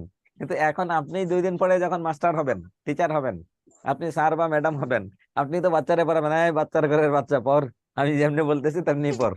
তখনই তো বিপদ। তখন আপনি চিন্তা করবেন যে আমার চেয়ে বস দুনিয়াতে তো আর কেউ নাই, আমি তো এমএ পাস করে ঢুকছি। হ্যাঁ, না এটা করবেন না। একটা জিনিস মাথায় রাখবেন, টিচার হতে যাচ্ছেন, টিচার মানে কি সারা জীবন মানুষকে শেখাতে হবে, এটাতে যেন মজা পান, এই শব্দটা আপনি যে কোনো মূল্যে ক্রিয়েট করবেন। আর 2 নম্বরের বিষয়, যেটা না জানেন সেটা আন্দাজি বলবেন না, জেনে শুনে প্রয়োজনে বলবেন আমি এটা পারি না, আজকে পারি না, কালকে শিখবো, শিখে বলে এরপরে আসবেন।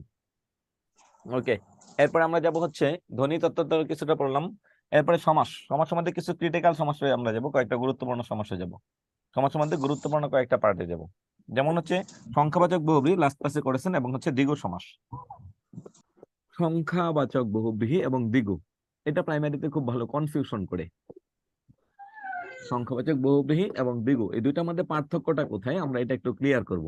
দেখুন, চৌচালা, চৌচালা একটা শব্দ লিখলাম, চৌ মানে সংখ্যা আর চালা মানে হচ্ছে বিশেষ্য।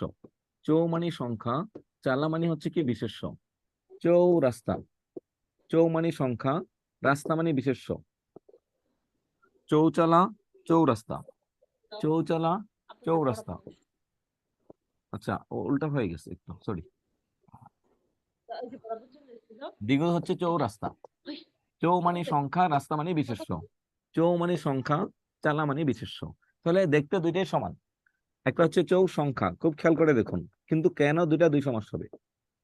আর এটা হচ্ছে বিশেষ্য চালা। বহুব্রীহি সমাসে কোন পদের অর্থের প্রাধান্য পাই? পূর্বপদ না পরপদ না অন্য কিছু, অন্য একটা জিনিসকে বোঝাই, তবে তার নাম হচ্ছে সংখ্যাবাচক বহুব্রীহি। পূর্বপদ পরপদ দুইটার মধ্যে একটাকে বোঝাবে না, অন্য কোনো কিছুকে বোঝাবে, তাই এটাকে বলে কি হচ্ছে সংখ্যাবাচক বহুব্রীহি। আর যদি পরেরটাকে বোঝাই, সংখ্যাবাচক শব্দের ক্ষেত্রে যদি পরেরটাকে বোঝাই, তবে তাকে বলে দ্বিগু সমাস। আপনি মাঝে মাঝে কিছু স্ক্রিনশট রেখে দিবেন, মাঝে মাঝে আমার এটা পড়ানো শেষ হলে এখান থেকে একটা স্ক্রিনশট রাখবেন, তাহলে দেখবেন সব মনে পড়বে। আবার প্রয়োজনে রেকর্ড ক্লাস দেখবেন। তাহলে এখন আমাকে একটু বলতে হবে আমি কি করে বুঝবো দ্বিগু সমাসে কোন পদের অর্থে প্রাধান্য পাই, পূর্বপদ না পরপদ? পরপদ 3টা সমাসে পাই, কর্মধারয়, তৎপুরুষ এবং দ্বিগু।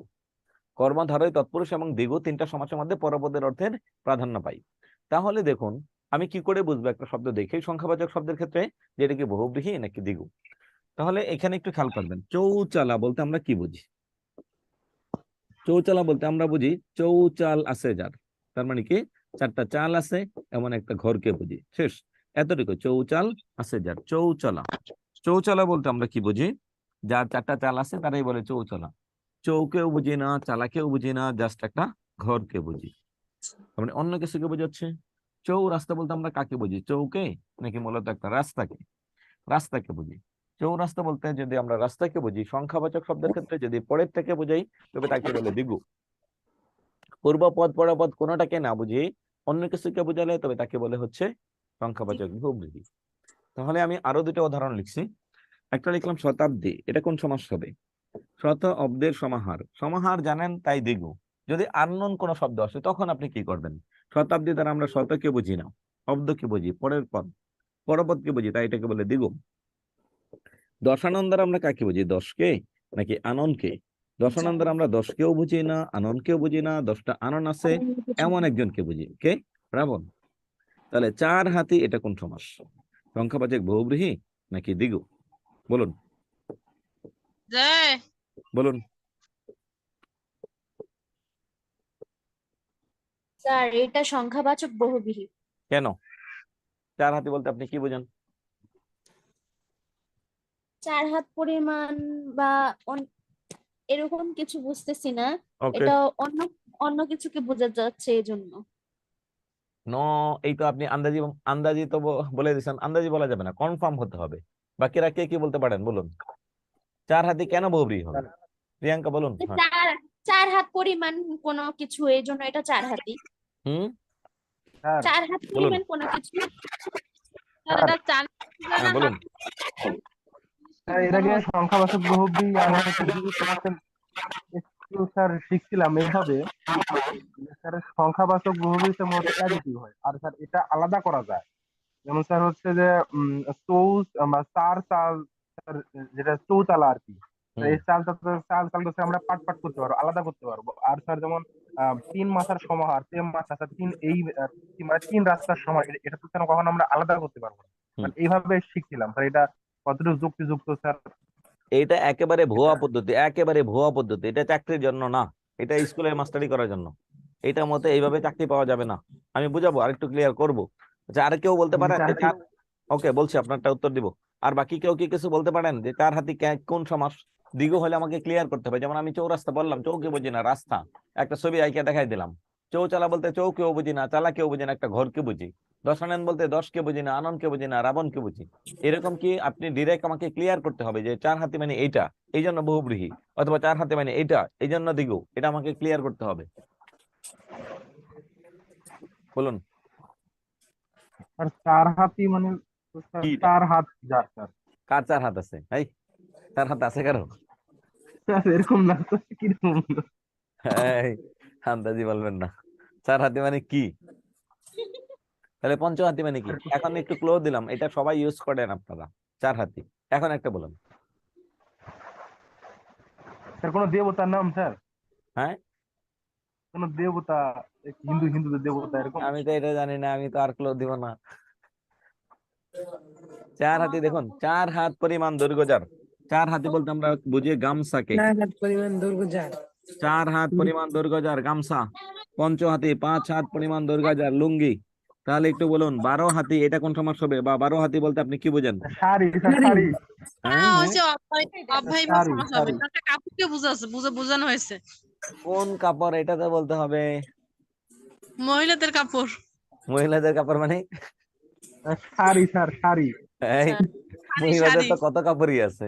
হ্যাঁ, এখন মহিলাদের কাপড় বলতে একটা বাচ্চা মেয়ে যার বয়স 7 দিন তার কাপড়, আর একটা মেয়ে যার বয়স হচ্ছে 40 বছর তার কাপড়, দুইজনের স্যার কাপড় 12 হাতি দ্বারা শাড়ি বোঝায়। ইয়েস, 12 হাত মানে শাড়ি বোঝায়, স্ট্যান্ডার্ড নাম। আচ্ছা, ছেলেরা কই? এতক্ষণ পঞ্চহাতিরা কই ছিল? পঞ্চহাতি কই? শিহাবুদ্দিন, শিহাব হোসেন কই আপনি? লুঙ্গি এটাই বলতে পারেন। স্যার আছি স্যার, আমি আছি স্যার। আসিতে থাকলে হবে না, লুঙ্গি বলতে পারেন নাই কেন আমাকে এটা বলুন।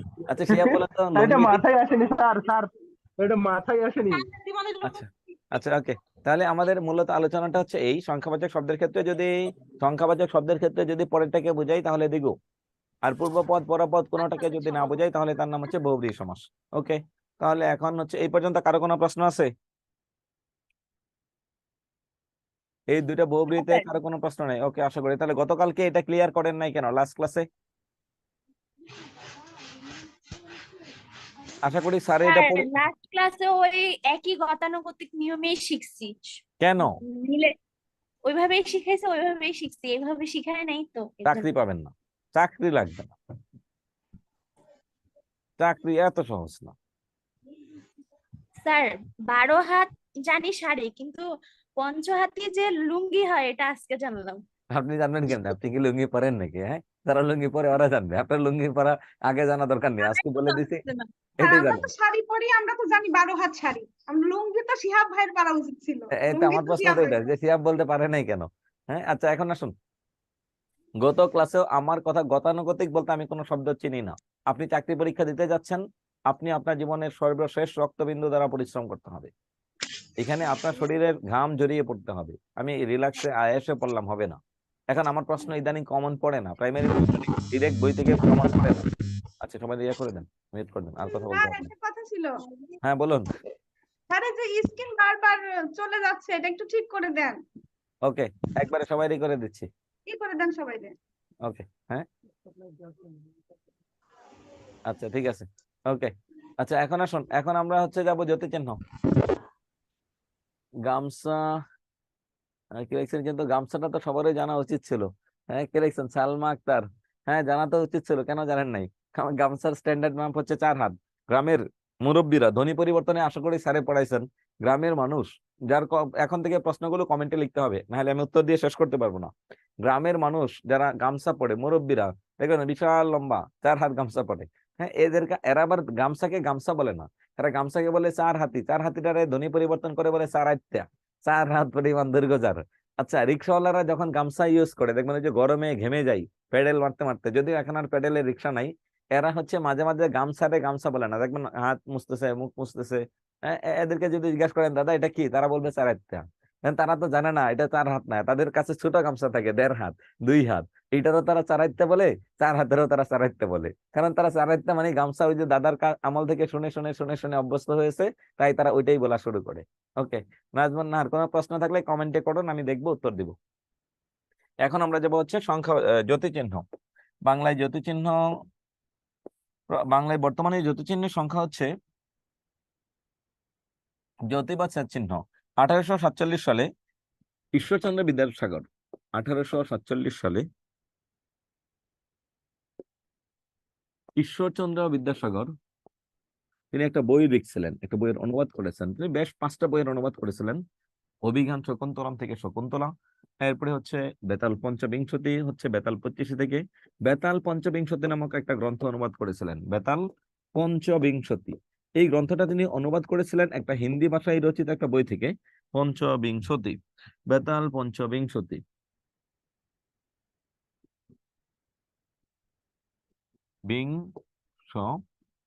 তাহলে বেতাল 25 নামক একটা গ্রন্থ ছিল, হিন্দু ভাষার একজন বিখ্যাত রাইটার ছিলেন লাল্লুজি।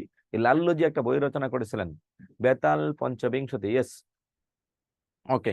এই লাল্লুজি একটা হিন্দি ভাষায় একটা বই লিখছিলেন বেতাল 25, ওইটা থেকে যখন তিনি বাংলায় অনুবাদ করেছিলেন বেতাল পঞ্চবিংশতি, এই গ্রন্থটি অনুবাদ করার সময় তিনি বাংলায় সর্বপ্রথম জ্যোতিচিহ্নের ব্যবহার করেছেন। তার মানে বাংলায় জ্যোতিচিহ্নের প্রবর্তক হচ্ছেন ঈশ্বরচন্দ্র বিদ্যাসাগর। তিনি 1847 সাল নতুন একটা বই অনুবাদ করার মাধ্যমে আমাদের বাংলা সাহিত্যের নতুন একটা দিগন্তের উন্মোচন করেছেন, একটা দিককে উন্মোচন করেছেন। তাহলে এখন আমরা একটু বলতেই পারি, তাহলে বাংলায় জ্যোতিচিহ্নের জনক হচ্ছে ঈশ্বরচন্দ্র বিদ্যাসাগর। তাহলে বাংলায় জ্যোতিচিহ্ন এর আগে কি ছিল না? ইয়েস ছিল, দুইটা ছিল, একটা হচ্ছে একদারি, একটা হচ্ছে দুইদারি। প্রাচীনকালে ঈশ্বরচন্দ্রের বাংলা জ্যোতিচিহ্নে আবিষ্কারের পূর্বে বাংলা জ্যোতিচিহ্নের সংখ্যা ছিল মাত্র কয়টি? 2টি। কি কি জ্যোতিচিহ্ন ছিল? একটা ছিল একদারি, আরেকটার নাম কি ছিল? দুইদারি।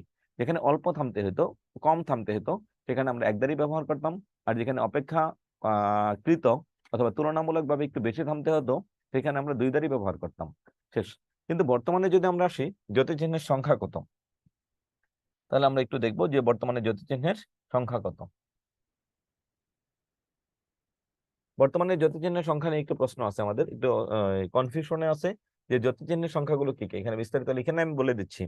বর্তমানে জ্যোতিচিহ্নের সংখ্যা যদি বলে, টোটাল জ্যোতিচিহ্নের সংখ্যা, তাহলে হচ্ছে সংখ্যা 16টি। মোট জ্যোতিচিহ্ন কয়টি?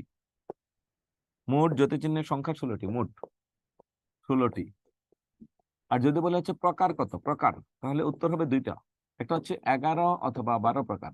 হয়তো 11 প্রকার, নয়তো কি লিখবেন 12 প্রকার। এখন কেউ কেউ বলেছেন বাংলায় ব্র্যাকেট জ্যোতিচিহ্নের অন্তর্ভুক্ত নয়, তাদের মধ্যে এটা জ্যোতিচিহ্ন না। এখন আসুন, আপনার বোর্ড বইয়ের মধ্যে দেখবেন 14টা চিহ্ন দেয়া আছে, 12টা নাম লেখা, 14টা চিহ্ন দেয়া। কি কি নাম লেখা আর কি কি চিহ্ন দেয়া দেখুন। দাড়ি, জিজ্ঞাসা মানে প্রশ্ন চিহ্ন যেটা, বিষয়, বিষয়, কুলন, কুলন্ডেশ,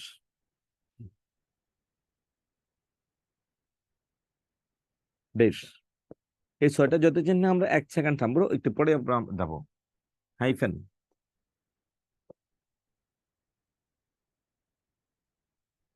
ইলেক, বন্ধনী, সেমিকোলন, উদ্ধরণ, কমা। এই যে জ্যোতিচিহ্ন নাম লিখলাম কয়টা, 12টা জ্যোতিচিহ্ন লিখেছি। এখন যদি আপনাকে কেউ বলে যে জ্যোতিচিহ্নের সংখ্যা কয়টি, বাংলায় টোটাল জ্যোতিচিহ্ন আছে কয়টি অথবা জ্যোতিচিহ্নের সংখ্যা কয়টি, তাহলে 11 অথবা 12। কয়েকজন পণ্ডিত আছেন বাংলা ব্যাকরণবিদ, কয়েকজন বৈয়াকরণ বলেছেন এই ব্র্যাকেট কোনো বন্ধনী কোনো জ্যোতিচিহ্নের অন্তর্ভুক্ত নয়, তাহলে তাদের মতে 11টি। যারা বলছেন এই ব্র্যাকেট বা বন্ধনী জ্যোতিচিহ্নের অন্তর্ভুক্ত নয়, তাদের মতে বাংলায় জ্যোতিচিহ্নের সংখ্যা হচ্ছে কয়টি, 11টি। শেষ, 11 বা 12 দুইটা অপশন একসাথে থাকলে আপনি 12 উত্তর দিবেন, আর যদি 12 না থাকে তাহলে 11 উত্তর দিবেন। এখন যদি বলি জ্যোতিচিহ্নের মোট সংখ্যা কয়টি, 16টি। এই যে দেখুন নাম লেখা আছে 12টা। এক্সট্রা কি আছে, দ্বিতীয় বন্ধনী, এক্সট্রা কি আছে, তৃতীয় বন্ধনী, এক্সট্রা কি আছে, দুই দাঁড়ি, এক্সট্রা কি আছে, এক উদ্ধরণ। আমরা উদ্ধরণ চিহ্ন বলতে বোঝাই কি, এটাকে জোর উদ্ধরণ। আমাদের বোর্ড বইয়ে লেখা আছে জোর উদ্ধরণ। আরেকটা উদ্ধরণ হচ্ছে এক উদ্ধরণ, এটা একটা বেশি। তাহলে উদ্ধরণ একটা বেশি, দুই দাঁড়ি একটা বেশি, 1 নাম্বার 2 নাম্বার। তাহলে 14টা বইয়ের মধ্যে চিহ্ন দেওয়া আছে, বইয়ের মধ্যে টোটাল গাইডের মধ্যে আমাদের লেকচার শিটের মধ্যে 14টা চিহ্ন দেওয়া আছে, তার মধ্যে আরো 2টা চিহ্ন অতিরিক্ত হবে। কোন 2টা চিহ্ন অতিরিক্ত হবে, একটা হচ্ছে দুই দাঁড়ি, একটা হচ্ছে এক উদ্ধরণ। উদ্ধরণ দুই প্রকার, একটা হচ্ছে জোর উদ্ধরণ, একটা হচ্ছে এক উদ্ধরণ। যেটা জোর উদ্ধরণ ওটা হচ্ছে উদ্ধরণের নামে চলে যাবে, এক উদ্ধরণ যেটা এটা হচ্ছে বেশি হবে। তাহলে আমার কনফিউশন সব ক্লিয়ার। তাহলে কোনটা কখন কোথায় ব্যবহার করব, একটু দেখুন। এই জ্যোতিচিহ্নগুলো ব্যবহারের সময় এখানে থামতে হবে কতক্ষণ, 1 সেকেন্ড। 1 সেকেন্ড থামতে হয়, এমন জ্যোতিচিহ্নের সংখ্যা হচ্ছে 6টি। দাঁড়ি, জিজ্ঞাসা, বিষয়, কুলন, কুলন, দেশ, দেশ। এই 3টা জ্যোতিচিহ্নের মধ্যে আমার একেবারেই থামার দরকার নেই। হাইফেন, ইলেক, বন্ধনী, 3টা জ্যোতিচিহ্ন আমাকে কি করতে হবে না, একেবারেই থামতে হবে না, থামা দরকার নেই। তবে বাকি কিছু জ্যোতিচিহ্ন আছে যে এই জ্যোতিচিহ্নতে আমরা কতক্ষণ থামবো, যেমন আছে কমা এবং উদ্ধরণ, এটাতে থাকবেন 1 সেকেন্ড না। এক বলতে যতটুকু সময় লাগে, এক শব্দটা উচ্চারণ করতে যতটুকু সময় লাগে ঠিক ততটুকু সময় থাকবেন, এক বলতে যতটুকু সময় লাগে। সেমিকোলনে থামবেন হচ্ছে 1 বলার দ্বিগুণ সময়।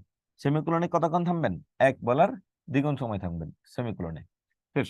তাহলে আমরা পেলাম হচ্ছে কি 1 বলার দ্বিগুণ সময় থামতে হয় হচ্ছে সেমিকোলন, এক উদ্ধরণ করতে যতটুকু সময় লাগে ঠিক ততটুকু সময় থামবেন হচ্ছে কোথায়, এক বলতে যতটুকু সময় লাগে উদ্ধরণ এবং কমা। তাহলে 3টা জ্যোতিচিহ্ন একবারে থামা প্রয়োজন নেই, তার নাম কি, হাইফেন, ইলেক এবং বন্ধনী। হাইফেন, ইলেক এবং বন্ধনী 3টার মধ্যে একেবারেই থামা দরকার নেই, থামতেই হবে না। তাহলে 1 সেকেন্ড থামতে হবে কোনগুলোতে, 1 সেকেন্ড থামতে হবে দাঁড়ি, জিজ্ঞাসা, বিষয়, কুলন, কুলন, দেশ, দেশ। এরপরে আমরা যাব এটা এদের ব্যবহার গুলোতে, আমরা যাব কোথায়, এদের ব্যবহারে যাব। তাহলে এদের ব্যবহারটা কি, দাঁড়ি মানে কি একটা বাক্য শেষ হলে ব্যবহৃত হয় দাঁড়ি। জিজ্ঞাসা, একটা শব্দ দ্বারা যদি কোনো প্রশ্ন জিজ্ঞাসা করা হয় তবে তাকে বলে হচ্ছে জিজ্ঞাসা চিহ্ন। কোন একটা শব্দ দ্বারা যদি কোনো কিছুতে বিস্মিত হন বা অবাক হন বা আশ্চর্য হন তবে সেখানে ব্যবহৃত হবে বিস্ময় চিহ্ন। কুলন, একটা বাক্যে একটা উদাহরণ দিতে গেলে আপনি ব্যবহার করবেন কুলন। কুলন ডেশ, একটি অপূর্ণ বাক্যের পর আরেকটা নতুন বাক্য করবেন সেখানে কুলন ডেশ অথবা দৃষ্টান্ত বোঝাতে কুলন ডেশ ব্যবহৃত হয়। আচ্ছা, ডেশ, ড্যাশ শব্দটা কোথায় ব্যবহার করবেন, ড্যাশ ব্যবহার করবেন যৌগিক বাক্যের মাঝখানে, মিশ্র এবং যৌগিক বাক্যের মাঝখানে ড্যাশ শব্দটা ব্যবহার করবেন। হাইফেন শব্দটা ব্যবহার করবেন হচ্ছে সমাসবদ্ধ শব্দের মাঝে, এতটুকু পড়বেন আপনি। ইলেক, ইলেক মানে কোনো কিছু লোপ করা বোঝাইতে, কিরকম লোপ করা বোঝাইতে ব্যবহৃত হবে দেখুন। পাগড়ি মাথায় যাচ্ছে কাহারা, এই শব্দটাকে আমি না বলে আমি যদি বলি কারা, কয়কার কার, ওইকার কারা, ইংরেজিতে যেটাকে আমরা বলি অ্যাপোস্ট্রফি, ডো নট, আমরা এটাকে শর্ট করে কি বলে ফেলি, DONT, ডন্ট। এই যে DONT, ডন্ট লিখলাম, এটার নামই হচ্ছে কি অ্যাপোস্ট্রফি। অ্যাপোস্ট্রফি মানে ইলেক্ট, কোনো কিছু লোপ করেছেন, মানে কি এখান থেকে কোনো কিছুকে কি করেছেন, উঠিয়ে দিয়েছেন, এখান থেকে কোনো কিছুকে উঠিয়ে দিয়েছেন, তাকে বলে হচ্ছে ইলেক্ট চিহ্ন। এরপরে কিছু বন্ধনী দরকার নেই। সেমিকোলন, একটা বাক্য শেষ হয় নাই, একটা অপূর্ণ বাক্যের পর আরেকটা নতুন বাক্য শুরু করবেন, যে সবাই সাব্যস্ত হলো আগামীকাল থেকে চাকরি পরীক্ষা শুরু হবে, সবাই সাব্যস্ত হলো যে বাংলাদেশের দ্বাদশ ইলেকশন, দ্বাদশ জাতীয় সংসদ নির্বাচন অনুষ্ঠিত হবে 23 নভেম্বর। যেমন এখন আমি বললাম যে আজকের মন্ত্রিসভায় সিদ্ধান্ত হলো যে, এরপরে দিবেন সেমিকোলন, আমার বাক্য শেষ হয় নাই, একটা অপূর্ণ বাক্যের পর একটা নতুন বাক্য তৈরি করব। আজকে আমি বললাম আজকের বাংলাদেশের সচিবালয়ে বা মন্ত্রিসভায় সিদ্ধান্ত হলো যে, সেমিকোলন 23 নভেম্বর 2023 সাল, 23 নভেম্বর 23 ডিসেম্বর 2023 সাল বাংলাদেশের দ্বাদশ জাতীয় সংসদ নির্বাচন অনুষ্ঠিত হবে। এই যে একটা বাক্যের পর আরেকটা বাক্য বললাম, এইটার মাঝখানে ব্যবহার করবেন সেমিকোলন। উদ্ধরণ চিহ্ন কখন ব্যবহার করবেন, ওই যে ডিরেক্ট এবং ইনডিরেক্ট, প্রত্যক্ষ উক্তি এবং পরোক্ষ উক্তির ক্ষেত্রে ব্যবহার করবেন উদ্ধরণ চিহ্ন। রহিম বলল, রহিম বলল, যেহেতু সে রহিম বলেছে কমা, এখন দিবেন উদ্ধরণ চিহ্ন, আমি ভালো নেই, আমি ভালো নেই। আচ্ছা, আপনাদেরকে কি আমি সাহিত্য ক্লাস করিয়েছিলাম? একটু কমেন্টে লিখবেন এস বা নো। সাহিত্য ক্লাস কি আপনাদের কোনোটা করিয়েছিলাম কিনা? ন্যারেশন এর স্যার, ওকে, আচ্ছা, হ্যাঁ ন্যারেশন যেটা এটাই, অর্থাৎ উক্তি, বাংলায় যেটা উক্তি ইংরেজিতে সেটাই ন্যারেশন। ওকে, সাহিত্য ক্লাস কি অন্য কোনো স্যার করিয়েছেন? ওকে, সামনে সাহিত্য পাবো। আচ্ছা, যদি আমি ক্লাস নেই তাহলে এখানে রহিম বলল, যদি আমি ক্লাস নেই তাহলে এখানে একটু কারেকশন করে দিই, আগে বলে দিই, সেটা হবে কি, আপনার পড়া দরকার নেই, শুধু গাইডটা বা শীটটা অথবা বইটা সামনে রাখবেন আর বাকিটা শুনবেন। সাহিত্যর কিছু সিস্টেম আছে সাহিত্য পড়ার, কত সাহিত্য মনে রাখবেন, দেখবেন সব মনে আছে যদি সিস্টেমে যান। আর যদি সিস্টেমে না যান তাহলে বলা যাবে না। শিহাব হোসেন, আমাদের সময় সুযোগ হয়ে ওঠে না সবগুলো ক্লাস নেওয়ার, সবগুলো ক্লাস নেওয়ার সময় সুযোগ হয়ে ওঠে না। হ্যাঁ, আচ্ছা, এখন আছেন ওই অন্যান্য স্যারেরা আছেন এক একজন, সবাই বিদ্যাবাড়িতে যারা আছেন না, সবাই খুবই বিজ্ঞ, খুবই অভিজ্ঞ, খুবই প্রাজ্ঞ, আর ওরা অনেক সিনিয়র। আমি বিদ্যাবাড়ির যত স্যার আছে সবচেয়ে জুনিয়র, আমি বাচ্চা ছেলে। আচ্ছা, এখন আসুন, ওনারা অনেক সিনিয়র, হ্যাঁ ওনারা অনেক সিনিয়র, অনেক ভালো জানেন, কিন্তু হচ্ছে আমি তো, আপনারা তো আমার নামই জানেন না। গত ক্লাসে আপনাদের বেঁচে ক্লাস নেওয়ার পর স্যার আমাকে বললো, এই মিয়া কি পড়ালেখা করাও, তোমার নামই তো পোলাপান বলতে পারে না। তা খুব কষ্ট পেলাম, আরে কি পড়াইলাম, আমার নামটাই আপনারা জানেন না। হ্যাঁ, এইরকম কেন বলেন? শিহাব হোসেন, কথা বলবো, হ্যাঁ বলার সুযোগ দেবো, একটু পরে আবার কথা বলবো, এখন কথা হচ্ছে একটু পরে বলবো, কিন্তু ঘটনাটা হচ্ছে যে আপনারা আমার নামই জানেন না, এটা কষ্ট পেলাম, অন্তত পক্ষে নামটা তো জানবেন। আচ্ছা, একটু পরে আমরা জানবো। এখন আসুন, এই যে ওই প্রত্যক্ষ উক্তির ক্ষেত্রে এটার নাম হচ্ছে উদ্ধরণ চিহ্ন, যে প্রত্যক্ষ উক্তিতে বক্তার বক্তব্যটুকু রাখতে হয় কিসের মধ্যে, বক্তার বক্তব্যটুকু উদ্ধরণ চিহ্নের মধ্যে রাখতে হয়, কথা বলার সুযোগ দেব, আমরা আবার সময় নিব। আচ্ছা, ওকে, এই তো নিজে নিচে একজনে লিখছেন, ঠিকই তো আছে, আরেকজনে ইংরেজিতে লিখছেন, এটা ভুল করছেন, ইংরেজি বানান এভাবে না, ইংরেজি বানান এভাবে না, বানান ভুল করছেন, FUZAIL, এটার উচ্চারণ হচ্ছে ফুজাইল, RAHMANY। এতটুকু যদি নাম না জানেন, এত কিছু এত কষ্ট করে সারাদিন পড়াই, লাভ কি বলুন? আমি তো নাম সবার প্রায় মুখস্থ, প্রায় যে কজন কথা বলছেন প্রায় সবার নাম মুখস্থ। আচ্ছা, এখন আসুন,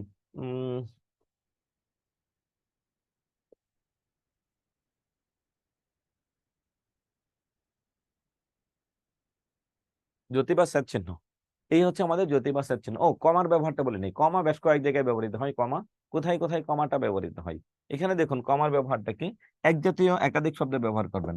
বললাম রহিম, করিম,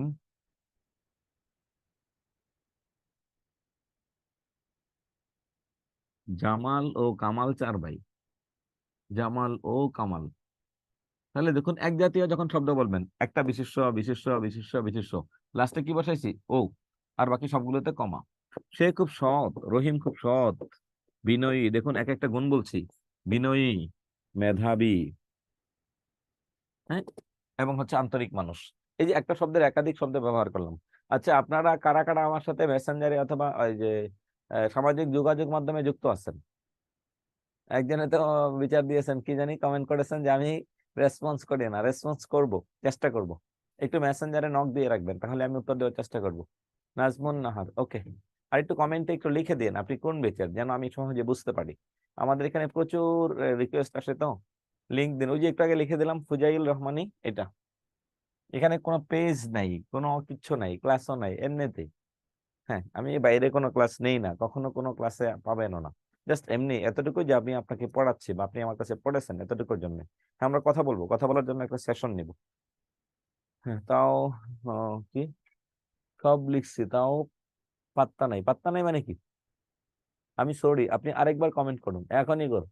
আপনি এখন করবেন, কে নাচবেন না? আর খুব খুব কষ্ট আপনার। হ্যাঁ, এখন করেন, আপনাকে আমি এখন উত্তর দিচ্ছি। এখন কমেন্ট করবেন, যান। আরেকটা কল দেন আপনি মেসেঞ্জারে আমারে, তাহলে আপনি পাবেন। আচ্ছা, এখন আসুন। এখন হচ্ছে এই এই হচ্ছে আমাদের জ্যোতিচিহ্ন। আর জ্যোতিচিহ্নের মধ্যে কমা চিহ্নটা আর কোথায় কোথায় বসে দেখুন। জ্যোতিচিহ্নের মধ্যে কমা কই, নাচবেন না? আর দেন নাই, পাই নাই। আচ্ছা, এখন আসুন, কমা শব্দটা কোথায় কোথায় বসে? স্যার সব লিখছি, তাও পাত্তা নাই। পাত্তা নাই বলতে আমি সরি, সবকিছুতে হয়তো কোথাও একটা মিস্টেক ছিল। এখন আসুন,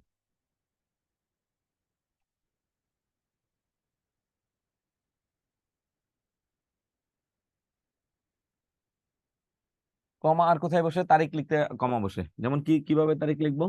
তারিখটা লেখার সিস্টেমটা কি? আজকে কয় তারিখ? আজকে হচ্ছে আপনার 25 আগস্ট। 25 আগস্ট, কমা, আজকে কি বার? শুক্রবার। এখানে আরেকটা কমা, এরপরে কি লিখবো? 2023। লাস্টে হচ্ছে তারিখ। যখন আমি বাড়ির নাম লিখবো, আচ্ছা ওকে, আমি যখন বাড়ির নাম লিখবো, আপনার ঠিকানা লিখবেন 25/1 কমা, এরপরে লিখলাম হচ্ছে কাজী নজরুল ইসলাম রোড, ঢাকা। কাজী নজরুল ইসলাম রোড, ঢাকা। তার মানে রোডের পরে একটা কি হয়? নজরুল ইসলাম রোড, রোডের পরে একটা কমা, তারপর ঢাকা দিয়ে লাস্টে কি দিবেন? একটা দাঁড়িয়ে দিবেন। এই হচ্ছে আমাদের কমার ব্যবহার। অথবা একজন মানুষের যদি একাধিক ডিগ্রি থাকে, রহিম, মিস্টার রহিম, তার কয়েকটা গুণ আছে। BA পাস করেছেন, হ্যাঁ, ব্যাচেলর অফ আর্টস। MA পাস করেছেন, masters of arts, MBA, BBA, PhD, যতগুলো ডিগ্রি হবে না কেন, প্রত্যেকটা ডিগ্রি পরে একটা একটা করে কমা দিব। মেসেজে এখন কল দিয়েছি, মেসেজে কল দিয়েছি। ইতি ম্যাডাম, আপনি কি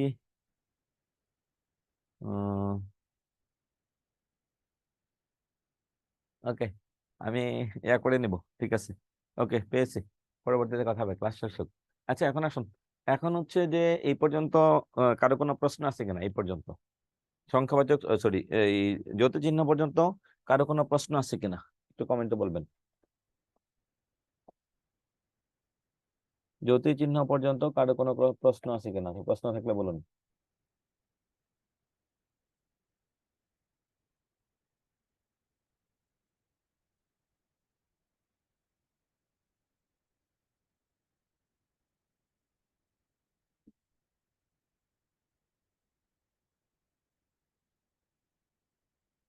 নাই? ওকে, ওকে, কি করতেছেন? আচ্ছা, আচ্ছা, এখন ওদেরকে একটু ইয়ে করে দেন, আবার সবাই ওপেন করে 10 মিনিটের জন্য। ওকে, ঠিক আছে। এখন আসুন, এখন হচ্ছে কার কার কি কি প্রশ্ন আছে একটু বলুন। এরপরে আমরা আরেকটা দুইটা বিষয় আছে এখনো, সেটা হচ্ছে কি কি আছে এখন? জ্যোতি বা স্যার, বলুন। ব্যাকরণে জ্যোতি চিহ্নের ব্যবহার ঠিক কত সাল থেকে শুরু হয়েছে? 1847 সাল থেকে প্রবর্তন করেছেন। 1847 সাল থেকেই জ্যোতি চিহ্নের প্রবর্তন হয়। স্যার কারক সম্পর্কে একটু বলবেন স্যার? কোন কারক সম্পর্কে? পুরোটাই? স্যার জি স্যার, একটু আবার একটু রিভিশন করবেন স্যার, ওকে, ওকে। শর্ট সময় সংক্ষিপ্ত ভাবে স্যার। ওকে, আর কার কার কি কি প্রশ্ন আছে? স্যার, উপপদ তৎপুরুষ আর ব্যাধিকরণ বহুব্রীহি, এই দুটো একটু যদি বলতেন। এই দুটোর মধ্যে অনেকগুলো আছে যে দুটোটাতেই আছে, যেমন ছাপ পোষা, এটা এটা উপপদ দুটাই সঠিক, তৎপুরুষে দুটাই আছে। সঠিক। হ্যাঁ, উপপাদ্য সাপ পোষা, ধামা ধরা, এরপরে পাতা চাটা, এরপরে হচ্ছে সার পোকা। হ্যাঁ, এগুলো দুটাতে আছে, দুটাই সঠিক। স্যার, অপশনে কি যদি দুটোই থাকে? দুইটা যদি একসাথে থাকে, প্রথমটা উত্তর দিবেন, অবশ্যই সঠিক। উপপদ তৎপুরুষে যেগুলো আছে, বেদিকরণে যেগুলো আছে, সংজ্ঞা অনুযায়ী উপপদ তৎপুরুষে হয়, বেদিকরণ হয়, এই জন্য দুইটাই সঠিক হবে। আপনার কাজ হচ্ছে আপনি দুইটার মধ্যে যেটা অপশনে প্রথমে পাবেন সেগুলো উত্তর দিবেন। স্যার, হ্যাঁ, উদ্ধরণ চিহ্ন আর কমা চিহ্ন হচ্ছে সময়টা কত সেকেন্ড স্যার? এটা বুঝতে পারিনি। উদ্ধরণ আর কমা জি সময়টা স্যার বলেন। কতক্ষণ থামতে হবে? হ্যাঁ। এক বলতে যতটুকু সময় লাগছে আর ততটুকু। সেমিকোলন?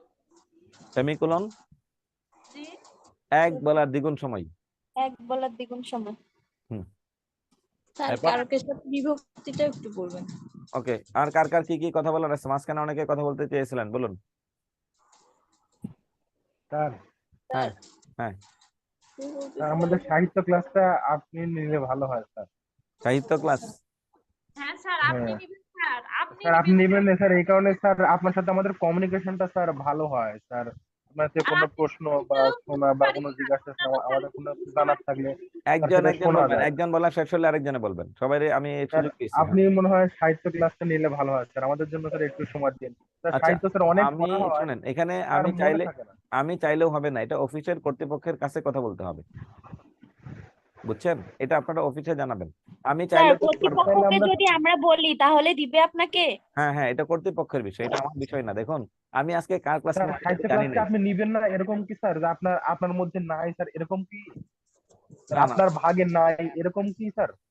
না না না, এরকম কোনো কিছু না। দেখুন আমি যেমন স্যার বাংলা ব্যাকরণ স্যার, বাংলা গ্রামার ক্লাসটা আপনি আপনি নিচ্ছেন স্যার, এজ ইউজুয়াল নিচ্ছেন, মাঝখানে দু একদিন সমস্যা হয়তো বা আপনি নেননি। আচ্ছা সেরকম মাঝখানে স্যার শোনেন, সাহিত্য ক্লাস কি আপনি না এটা এইভাবে বলা যাচ্ছে না। মাঝখানে ক্লাসটা আমার নেওয়ার কথা ছিল, ওই দিন আমার কলেজে ছুটি পাইনি, ওইটা ছুটির দিনের বাইরে ছিল। হ্যাঁ স্যার এটা হ্যাঁ এখন দেখুন আমাদের স্যার শিহাব এটাই ভাই স্যার বোঝেন না সমস্যা কেন? এটা স্যার অফিসে বলতে হবে ভাই। শিহাব ভাই এটা অফিসে বলতে হবে, বোঝেন না কেন? ওকে, স্যারকে আমি বলে তো এটাই হবে বলতে না, চাচ্ছি, অফিসে আপনি বলতে হবে। অফিসে জানাবেন। আমি কিন্তু এটা জানি না আমি কোন বেচে ক্লাস। অফিসে বলতে হবে। হ্যাঁ আপনাদের পরের বেচ কোনটাই ক্লাস নেবো আমি জানি না। আমি জানি আমার ক্লাস 3টা থেকে রাত 12টা পর্যন্ত ক্লাস আছে, আমি এতটুকু জানি। আমি যাব, আমি কোন টপিকস পড়াবো এটাও জানি না। বিসিএস নাকি ব্যাংক নাকি প্রাইমারি এটাও জানি না। এটা কি রিভিশন ক্লাস নাকি কারেকশন ক্লাস নাকি সাহিত্য ক্লাস নাকি লিখিত ক্লাস, আমি কিচ্ছু জানি না। আমি গিয়ে ঢুকবো, দেখবো টপিক্সকে, আমি পড়িয়ে দিয়ে চলে যাবো, বুঝছেন? এই হচ্ছে আমার ঘটনা। আমি কিন্তু জানি না, এখন আপনাকে বলতে হবে। আমি কিন্তু প্রথমে বলছি আপনারা কোন বিভাগের, কে কোন জায়গা থেকে, এটা বলছি কেন জানেন? আমি তো জানি না যে আপনারা কারা। আপনাদের সাথে তো আমার সামনে বসেন নাই, আপনারা আপনাদের বাসায় আছেন, হ্যাঁ সবাই আমি দেখতে পাচ্ছি না, এই জন্য জিজ্ঞাসা করেছি। আচ্ছা এটা আপনারা অফিসে জানাবেন, এটা আমাকে বললেও কিন্তু আমার লাভ নেই।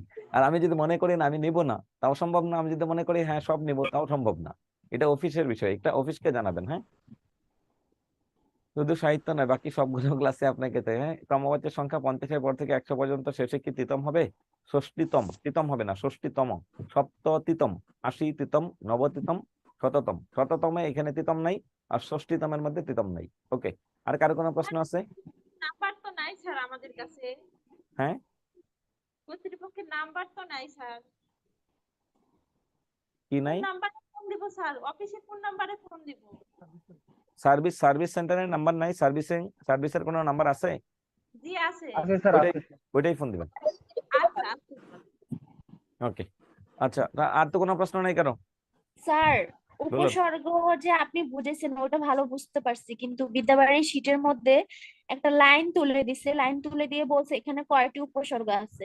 আমরা ঠিক যেভাবে পারি ওইভাবে মিলাইলে দেখি উত্তরের সাথে মিলে না, আপনি যদি একটু বলতেন। একটা উপসর্গ যদি দুইবার থাকে, দুইবার ধরা যাবে না, একবার ধরবেন তাহলেই মিলে যাবে। একটা উপসর্গ বাক্যের মধ্যে দেখবেন বেশ একটা বা দুইটা উপসর্গ দুইবার তিনবার একবার দুইবার করে আছে, দুইবার করে ধরা যাবে না, তখন একবার করে ধরবেন তাহলে উত্তর মিলবে। ওকে, আচ্ছা ঠিক আছে। আর কারো কোনো প্রশ্ন এই পর্যন্ত? স্যার তবে আমি খুব কষ্ট পেলাম, আপনারা বাংলা বানানের উচ্চারণের 12টা বাজায় ছাড়ছেন। হ্যাঁ বাংলা বানান করতে গেলে যদি এই অবস্থা হয় এমএ পাস করার পর, হ্যাঁ আশা করি তো সবাই অনার্স পাস, না হলে তো প্রাইমারির আবেদন করতে পারতেন না। তাহলে যদি এই অবস্থা হয় আপনার, আপনি আমাদের বাচ্চা কাচ্চা অর্থাৎ নেক্সট জেনারেশনের তো 12টা বাজায় ছাড়বেন, প্রত্যেক বছর একটা করে বেচ পড়াবেন। আপনার বয়স যদি এখন 30 হয়, 30টা বেচ পড়াবেন, এদের কি হবে? সেই জন্য ভবিষ্যতে সবগুলা ক্লাস আপনাকে নিতে হবে স্যার, যদি আপনার বাচ্চার ভবিষ্যৎ সুরক্ষিত করতে চান স্যার। আচ্ছা ঠিক আছে, দেখি চেষ্টা করবো। ওকে আসুন, এরপরে এর মধ্যে কি আছে? এর আগে কি আছে দেখুন, বিরাম চিহ্ন কেন ব্যবহৃত হয়? বাক্য সংকোচনের জন্য, বাক্যের অর্থ সুস্পষ্ট করার জন্য, বাক্যের সৌন্দর্য বৃদ্ধি করার জন্য, নাকি বাক্যের অলঙ্করণের জন্য? গতকালকে দেখুন আমাদের ক্রিকেটার সাকিব আল হাসান সে একটা স্ট্যাটাস দিয়েছে, কেউ কি দেখেছেন? খুব ভাইরাল হয়েছে সারা দেশে। জি স্যার জি এইখানে স্যার এই বেচারাটা ভুলটা করছে কোথায়? ভুলটা খেলবো করেছে না, একটা কমা দেয় খেলবোর নাই। পরে স্পেস দিয়ে না হবে। হ্যাঁ এই এই আমার জ্যোতি চ্যানেলের 12টা বাজাইছে, এখন সাকিব রে ঈশ্বরচন্দ্র বিদ্যাসাগর বেঁচে থাকলে কালকে তার নামে একটা মামলা করতে পারতো যে আমি এত কষ্ট করে বাংলা ভাষার জন্য আমি জ্যোতি চিহ্ন ব্যবহার করলাম, আর তুমি সাকিব কি করলাম, জ্যোতি চিহ্নটা না দিয়ে কি করে দিছো, বাংলা ভাষার 12টা বাজাইছো। আমি খেলবো স্যার না, কে সাধারণ খেলবে এটা পাবলিক বলবো। মামলা করতে পারবে না? আচ্ছা এখন আসুন, এখানে হচ্ছে কি বাক্যের অর্থ সুস্পষ্ট করার জন্য বিরাম চিহ্ন ব্যবহৃত হয় না কোথায়? শ্বাস বিরতির জন্য, বাক্যে অলঙ্কৃত করতে, বক্তার মেজাজ স্পষ্ট করতে। কোথায় ব্যবহৃত হয় না? বক্তার মেজাজ বক্তার মেজাজ স্পষ্ট কি স্পষ্ট অস্পষ্ট করতে। এটা দেখা দরকার নেই, এটা দেখা দরকার নেই। প্রাথমিক একটা প্রশ্ন আসছে, বাক্যের সম্বোধন পদ থাকলে তারপরে যে চিহ্ন বসে, রাকিব এদিকে আসো, রহিম এদিকে আসো, হ্যাঁ কমা বসে। কমা Yes, 18 সালের প্রশ্ন প্রাইমারির। প্রান্তিক বিরাম চিহ্ন কোনটি? প্রান্তিক মানে বাক্যের শেষে বসে, পূর্ণ বাক্য দাড়ি। শেষ করে। দাড়ি। দাড়ি স্যার, Good. দাড়ি। তিনটা চিহ্নকে প্রান্তিক বিরাম চিহ্ন বলে। 1 দাড়ি, দাড়ি, 2 প্রশ্নবোধক আর জিজ্ঞাসা, 3 বিস্ময়।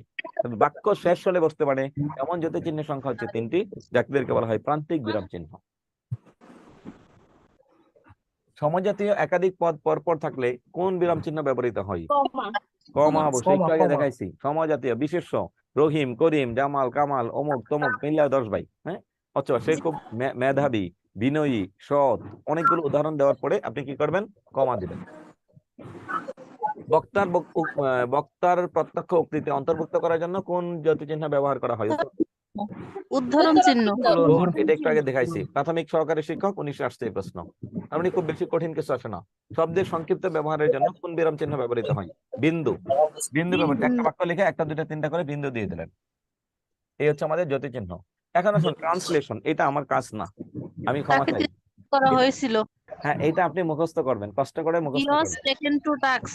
হ্যাঁ এখানে আসুন, টেস্ট টু টেক শব্দের অর্থ তিরস্কার করা, টেক টু টেস্ট, এটা একটা ইডিয়ম, ইংলিশে এটা একটা ইডিয়ম, এটার অর্থ হচ্ছে তিরস্কার করা। আপনাকে এটা দেখতে হবে, হি ওয়াজ টেকেন টু টেস্ট, তাকে তিরস্কার করা হয়েছিল। 4 নম্বরের উত্তর, এটা মুখস্থ করবেন। আমি চা পান করি না, I don't drink tea, I don't take tea, I don't like tea, don't take tea. Take tea মানে কি? আমি চা গ্রহণ করি না, চা পান করি না।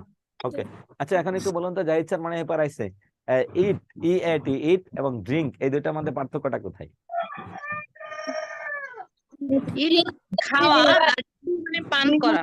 হ্যাঁ পার্থক্যটা কোথায়? পান করা বলতে চা পান দাঁত, করা, দাঁত। করা হয়। খাওয়া বলতে ভাত খাওয়া।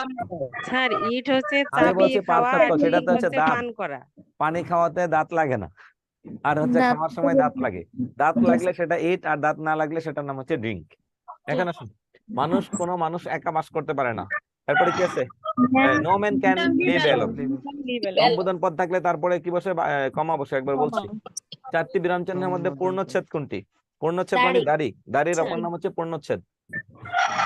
ওকে, এই হচ্ছে আপনার দেখুন, যদি আমি বলি যে ওই যে পারিভাষিক শব্দ যেটা, এটা মুখস্থ করবেন, অথবা ট্রান্সলেশন যেটা, এটা মুখস্থ করবেন। এখানে আমার হাতে কোনো কিছুই নেই, বাংলা থেকে ইংরেজি, ইংরেজি থেকে বাংলা, এই বিষয়গুলো আপনার কাজ হচ্ছে মুখস্থ করবেন। এটা আমার হাতের কাজ না, এটা মুখস্থ করবেন।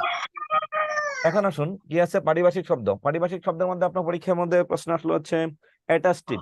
অ্যাটাস্ট, আমরা সারাদিনে প্রত্যেকদিন কলেজে বসলেই এ আসতেছে, ও আসতেছে, স্যার একটু সত্যায়িত করে দেন। সত্যায়িতের উপরে আমরা লিখি অ্যাটাস্টিভ। অ্যাটাস্টিভ শব্দের বাংলা হচ্ছে সত্যায়িতও হয়, প্রত্যয়িতও হয়। তাহলে আমি কোনটা করি? এটা আমি নিজেও বিসিএস পরীক্ষার মধ্যে এটা কনফিউশনে ছিলাম। যখন 40 বিসিএস এ বসলাম, তখন দিলাম হচ্ছে সত্যায়িত, তখন দিলাম হচ্ছে কি সত্যায়িত, কারণ তখন ক্যাডার না, তখন গ্যাজেটেড অফিসার ছিলাম, কিন্তু হচ্ছে ক্যাডার তো না। যাই হোক, তখন আমি সপ্তাহিত করিনি, মাত্র হচ্ছে জয়েন করেছি, তখন সপ্তাহিত করার সুযোগ আমাদের হয়নি, মানে চাকরি হয়েছে তখন, জাস্ট এতটুকু। আচ্ছা, পরের বিসিএস এ বসলাম, অ্যাকচুয়ালি সে এখানে আসলো, আগের বার সপ্তাহিত দিলাম, দেখলাম অনেকেই বলতেছে সপ্তাহিত ভুল, এটা কি হবে? প্রত্যয়িত হবে। বাংলা একাডেমির ডিকশনারি দেখলাম, ডিকশনারি বলে সত্যায়িত অবলিক প্রত্যয়িত দুইটাই। 41তম বিসিএস এ বসলাম, তখন দেখলাম আবার একই প্রশ্ন, অপশনে একটাই। তখন প্রশ্নের কাছে মাফ চাই যে বাবা তোমার কাছে মাফ চাই, আমি আর এই প্রশ্ন নাই। কারণ বিএসসি এখন কোনটা ধরবে আমি নিজেও জানি না, আমার একটা প্রশ্ন ভুল করার মতো আমার নাই। সো আমি এই জায়গায় বাদ দিয়েছিলাম। আমি আমার কথা বলছি, 40 এবং 41তম বিসিএস এর প্রশ্ন দেখবেন।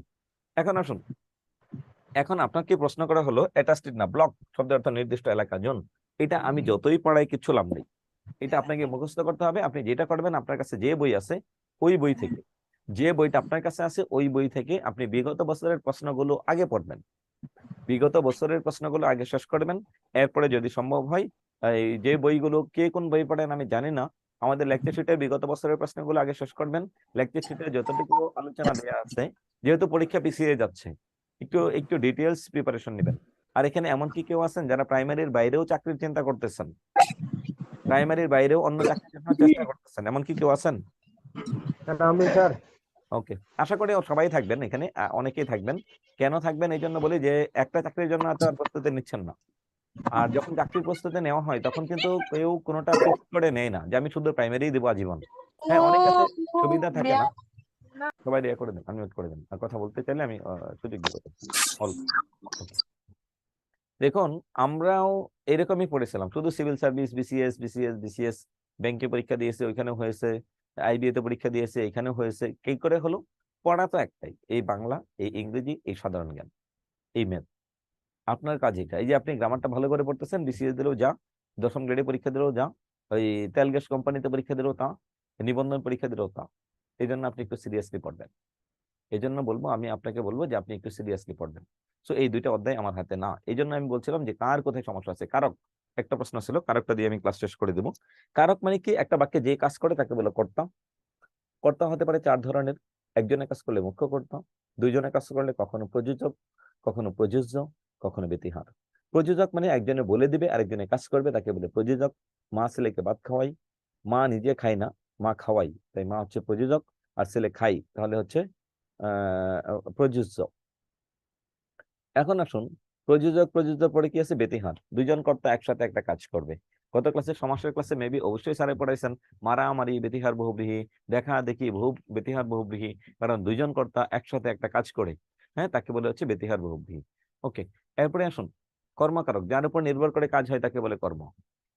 কে বা কারা দ্বারা প্রশ্ন করে যে উত্তর পাবেন তাকে বলে হচ্ছে কর্তৃকারক। কি বা কাকে দ্বারা প্রশ্ন করে যে উত্তর পাবেন তার নাম হচ্ছে কর্মকারক। কোনো একটা কাজ হওয়ার মাধ্যম, সেটা হতে পারে একটা যন্ত্র, একটা সহায়ক, অথবা একটা বস্তু, হতে পারে একটা উপায়, তাকে বলে করণকারক। সম্পাদনকারক হচ্ছে একটা ধর্মীয় কাজ করা, দান করা অথবা সাহায্য করা, দিন শেষে ধর্মীয় কাজ মানেই সম্পাদনকারক। অপাদানকারক মানে হচ্ছে কোনো একটা কাজের উৎস বা শুরু হচ্ছে অপাদানকারক। অধিকরণকারক হচ্ছে যে শব্দটা দ্বারা কোনো একটা স্থানকে বোঝাবে, অথবা কোনো একটা সময়কে বোঝাবে, অথবা কোনো একটা বিষয়কে বোঝাবে, বা নির্ভরশীলতাকে বোঝাবে, তাকে হচ্ছে অধিকরণকারক বলে। আর কারো কোনো প্রশ্ন থাকলে কমেন্টে লিখুন। কারো কি কোনো প্রশ্ন আছে?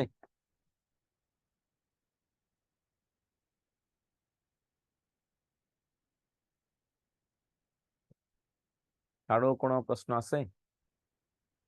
আশা করি নাই, আশা করি নাই।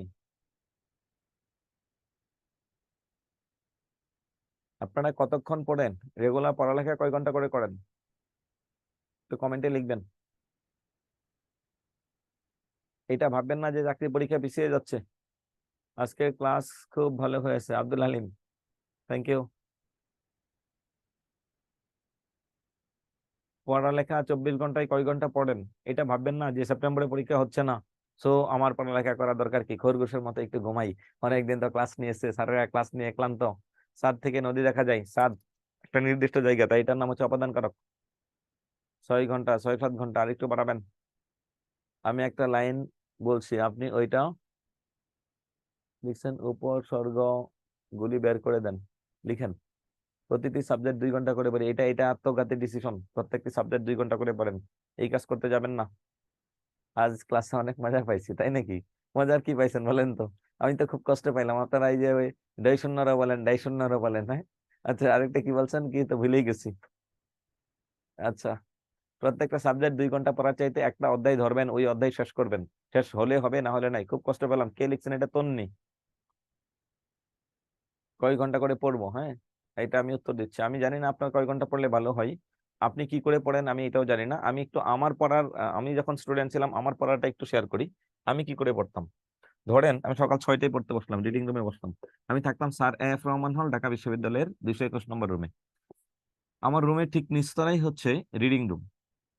সকাল 6টায় ফজরের নামাজ পড়ে সাপোজ ধরে আমি পড়তে বসছি। যখন আমি পড়তে বসছি, একটু খেয়াল করে শুনবেন। না পারবো না, আমার বেবি সংসার, না না, দেখেন, যাদের বাচ্চা কাচ্চা আছে, ফ্যামিলি আছে, ওদের হিসাবটা একেবারেই ভিন্ন, একেবারেই ভিন্ন। যার ফ্যামিলি আছে, অর্থাৎ হাজবেন্ড আছে, এই বাচ্চা কাচ্চা আছে, এইগুলোর সামনে দুনিয়ার পড়ালেখা, এগুলো অস্বাভাবিক বিষয়। তো আপনি যেভাবে পারেন সেভাবে পড়ুন।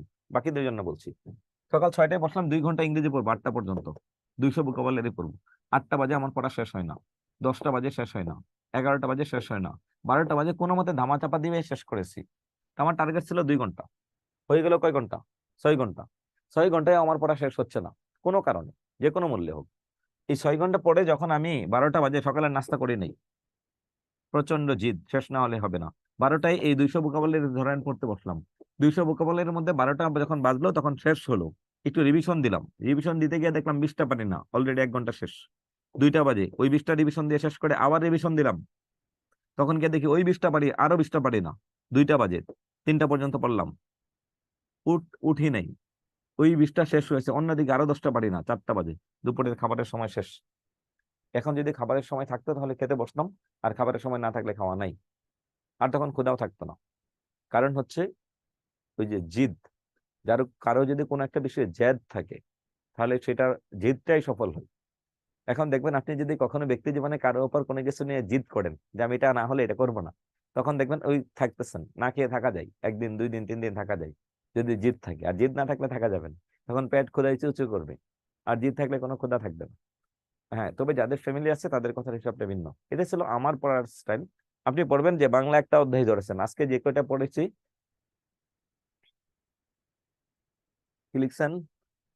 অনতি বৃহৎ বনে মৃগ, বাংলায় লিখুন নাজমুন নাহার। আমি আপনার এই যে ব্রজবলি ভাষাটা আমি পড়তে পারতেছি না, ইংরেজি আর বাংলিশ লিখছেন, আমি এটা পড়তে পারতেছি না। অনতি বৃহৎ বনে মৃগ অনুসন্ধান ও সংহার করা। নাজমুন নাহার, আপনি বাংলা লিখুন, এই ব্রজবলি ভাষা আমি বুঝি না। হ্যাঁ, এই ব্রজবলি ভাষাই আমি পারতেছি না। ব্রজবলি ভাষাটা কি ছিল? এসখী আমারি দুঃখের নাহি ওর, ভর আবাদর মা হবাদর শূন্য মন্দির মোর। হ্যাঁ, আচ্ছা, এই যে ওই টাইপের লেখা লিখছেন। আচ্ছা, বাংলায় লিখুন, আমি বের করে দিচ্ছি। এখন এটা হচ্ছে আমার কথা।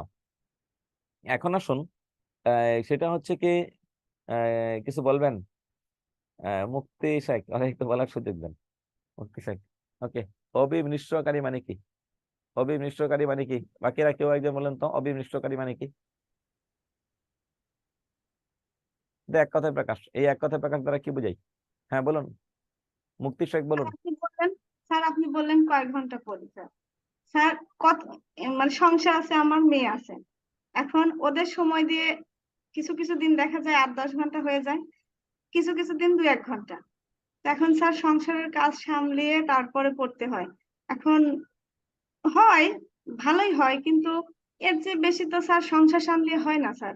কিছু কিছু দিন সংসারের কাজ বেশি থাকে, মনে করেন বাজার করছে, সেদিন তো কাজ অটোমেটিক বেশি, অত কাজ করলে কি স্যার সেদিন পড়তে মন চায়? এইভাবে পড়া হয় স্যার। কি করতে পারি স্যার বলেন? মনটাকে রাখবেন পড়ার টেবিলে, কাজ করেন সমস্যা নেই, কাজ করেন সমস্যা নেই, আপনি আপনার মনটাকে রাখবেন পড়ার টেবিলে। আমি এখানে আপনাকে উদ্দেশ্য করে বলছি, আমার ওয়াইফের ঘটনা। সে একটা নন ক্যাডারের একটা চাকরি করে, বিয়ে শাদীর পর সে এক হাতে সব কাজ করতো। যখন বিসিএস ভাইবা, সে এক হাতে সারাক্ষণ কাজ করতো, কোনো বোয়া নাই। এরকম না যে টাকা পয়সা নেই, সে নিজেই রাখতো না ইচ্ছা করে। আরেক পড়া শেষ হলেই দেখতাম পড়তে বসে গেছে। ওই যে মনের টান, ও ক্যাডার হয়েছে। এখন আমি এটাই বলবো যে মনের টানটা দরকার, আপনার মনের মধ্যে যেন টান থাকে যে আমার কাজ করতে হবে। স্বাভাবিক, একদিন সারা দিন সময় পাবেন না, 2 দিন সময় পাবেন না, বাবার বাড়ি চলে গেছেন অথবা গ্রামে শ্বশুর বাড়ি চলে গেছেন, আত্মীয় চলে আসছে, পারবেন না পড়তে, সমস্যা নাই। বাকি সময়টা কাজে লাগান, মনটা যেন পড়ে থাকে আপনার টেবিলে, আমাকে পড়তে হবে, স্যার চাকরি নিতে হবে। আমার এখন মন চাই আমি সংসার ছেড়ে দিয়ে শুধু পড়ি, এই ওই সংসার যে করো। পারি এই না তো স্যার। এই এই তা এই তো আর কথা বলা হবে যাবে না না। স্যার। না মানে না, পড়াশোনায় তো মন আছেই স্যার। আপনি তো এমনও এটা হয় বলতেছেন। স্যার, এমনও হয় আমি রান্না চড়াই দিয়ে পড়ার টেবিলে, এমনও হয় স্যার। না, এটা করবেন না, কিন্তু এটা করবেন না। দেখুন, আপনি তো এটা বলতেছেন, এখানে যদি যারা ব্যাচেলার আছে এদেরকে যদি জিজ্ঞেস করে বিয়ে করেন নাই কেন, তারা বলবে চাকরি নাই দেখে বিয়ে করতে পারতেছে। আর আপনি বিয়ে করে সংসার করে আপনি আছেন কি সংসার বাদ দিয়ে চাকরির জন্য? এই না করা না যাবে স্যার, না। এমনি মন হয় তাকে আর না ছাড়া যাবে স্যার? এটা তো অসম্ভব, না, এটা তো এইটাই কখনোই দরকার। হ্যাঁ, সম্ভব এই না। যে মনে হয়, এটা আমি মনে এতটুকু হয় চাই, এতটুকু ভালো, কিন্তু বাস্তবায়ন করতে যাবেন না। অবিমিশ্রকারী, যে অগ্র পশ্চাৎ ভেবে না করে, ভবিষ্যৎ ভেবে কাজ না করে, তাকে বলে অবিমিশ্রকারী। তন্নি, আমি চাচ্ছিলাম আপনাদের কাছ থেকে উত্তর আসুক। বাংলা গদ্যের জনক হচ্ছেন ঈশ্বরচন্দ্র বিদ্যাসাগর। ওকে, আচ্ছা, এরপরে হচ্ছেন, আশা করি আমরা যতটুকু পড়েছি সবগুলোতেই ভালো করতে পারবেন। এরপরে লাস্ট প্রশ্ন নিচ্ছি, শিহাব হোসেন, 1 মিনিটে শেষ করবেন, 1 মিনিট।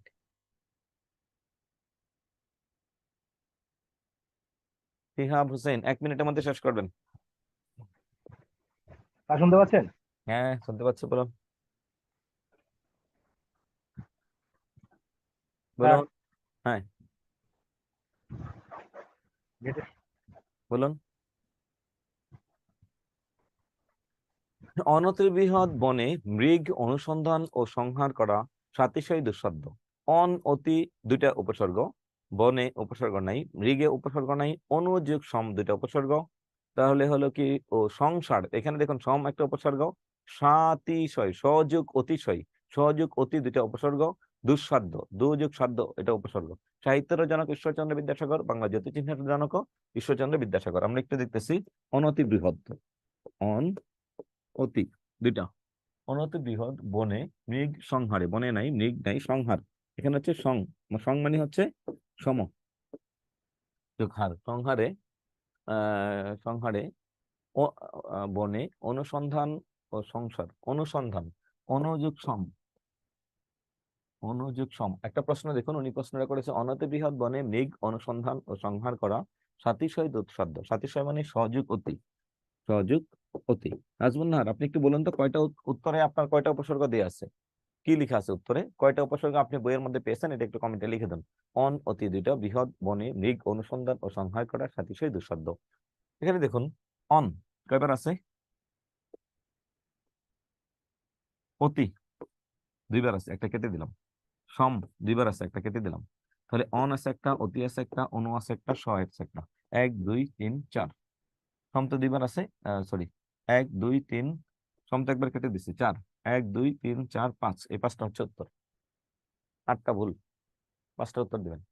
কারেকশন করুন, প্রশ্নটা কারেকশন করুন।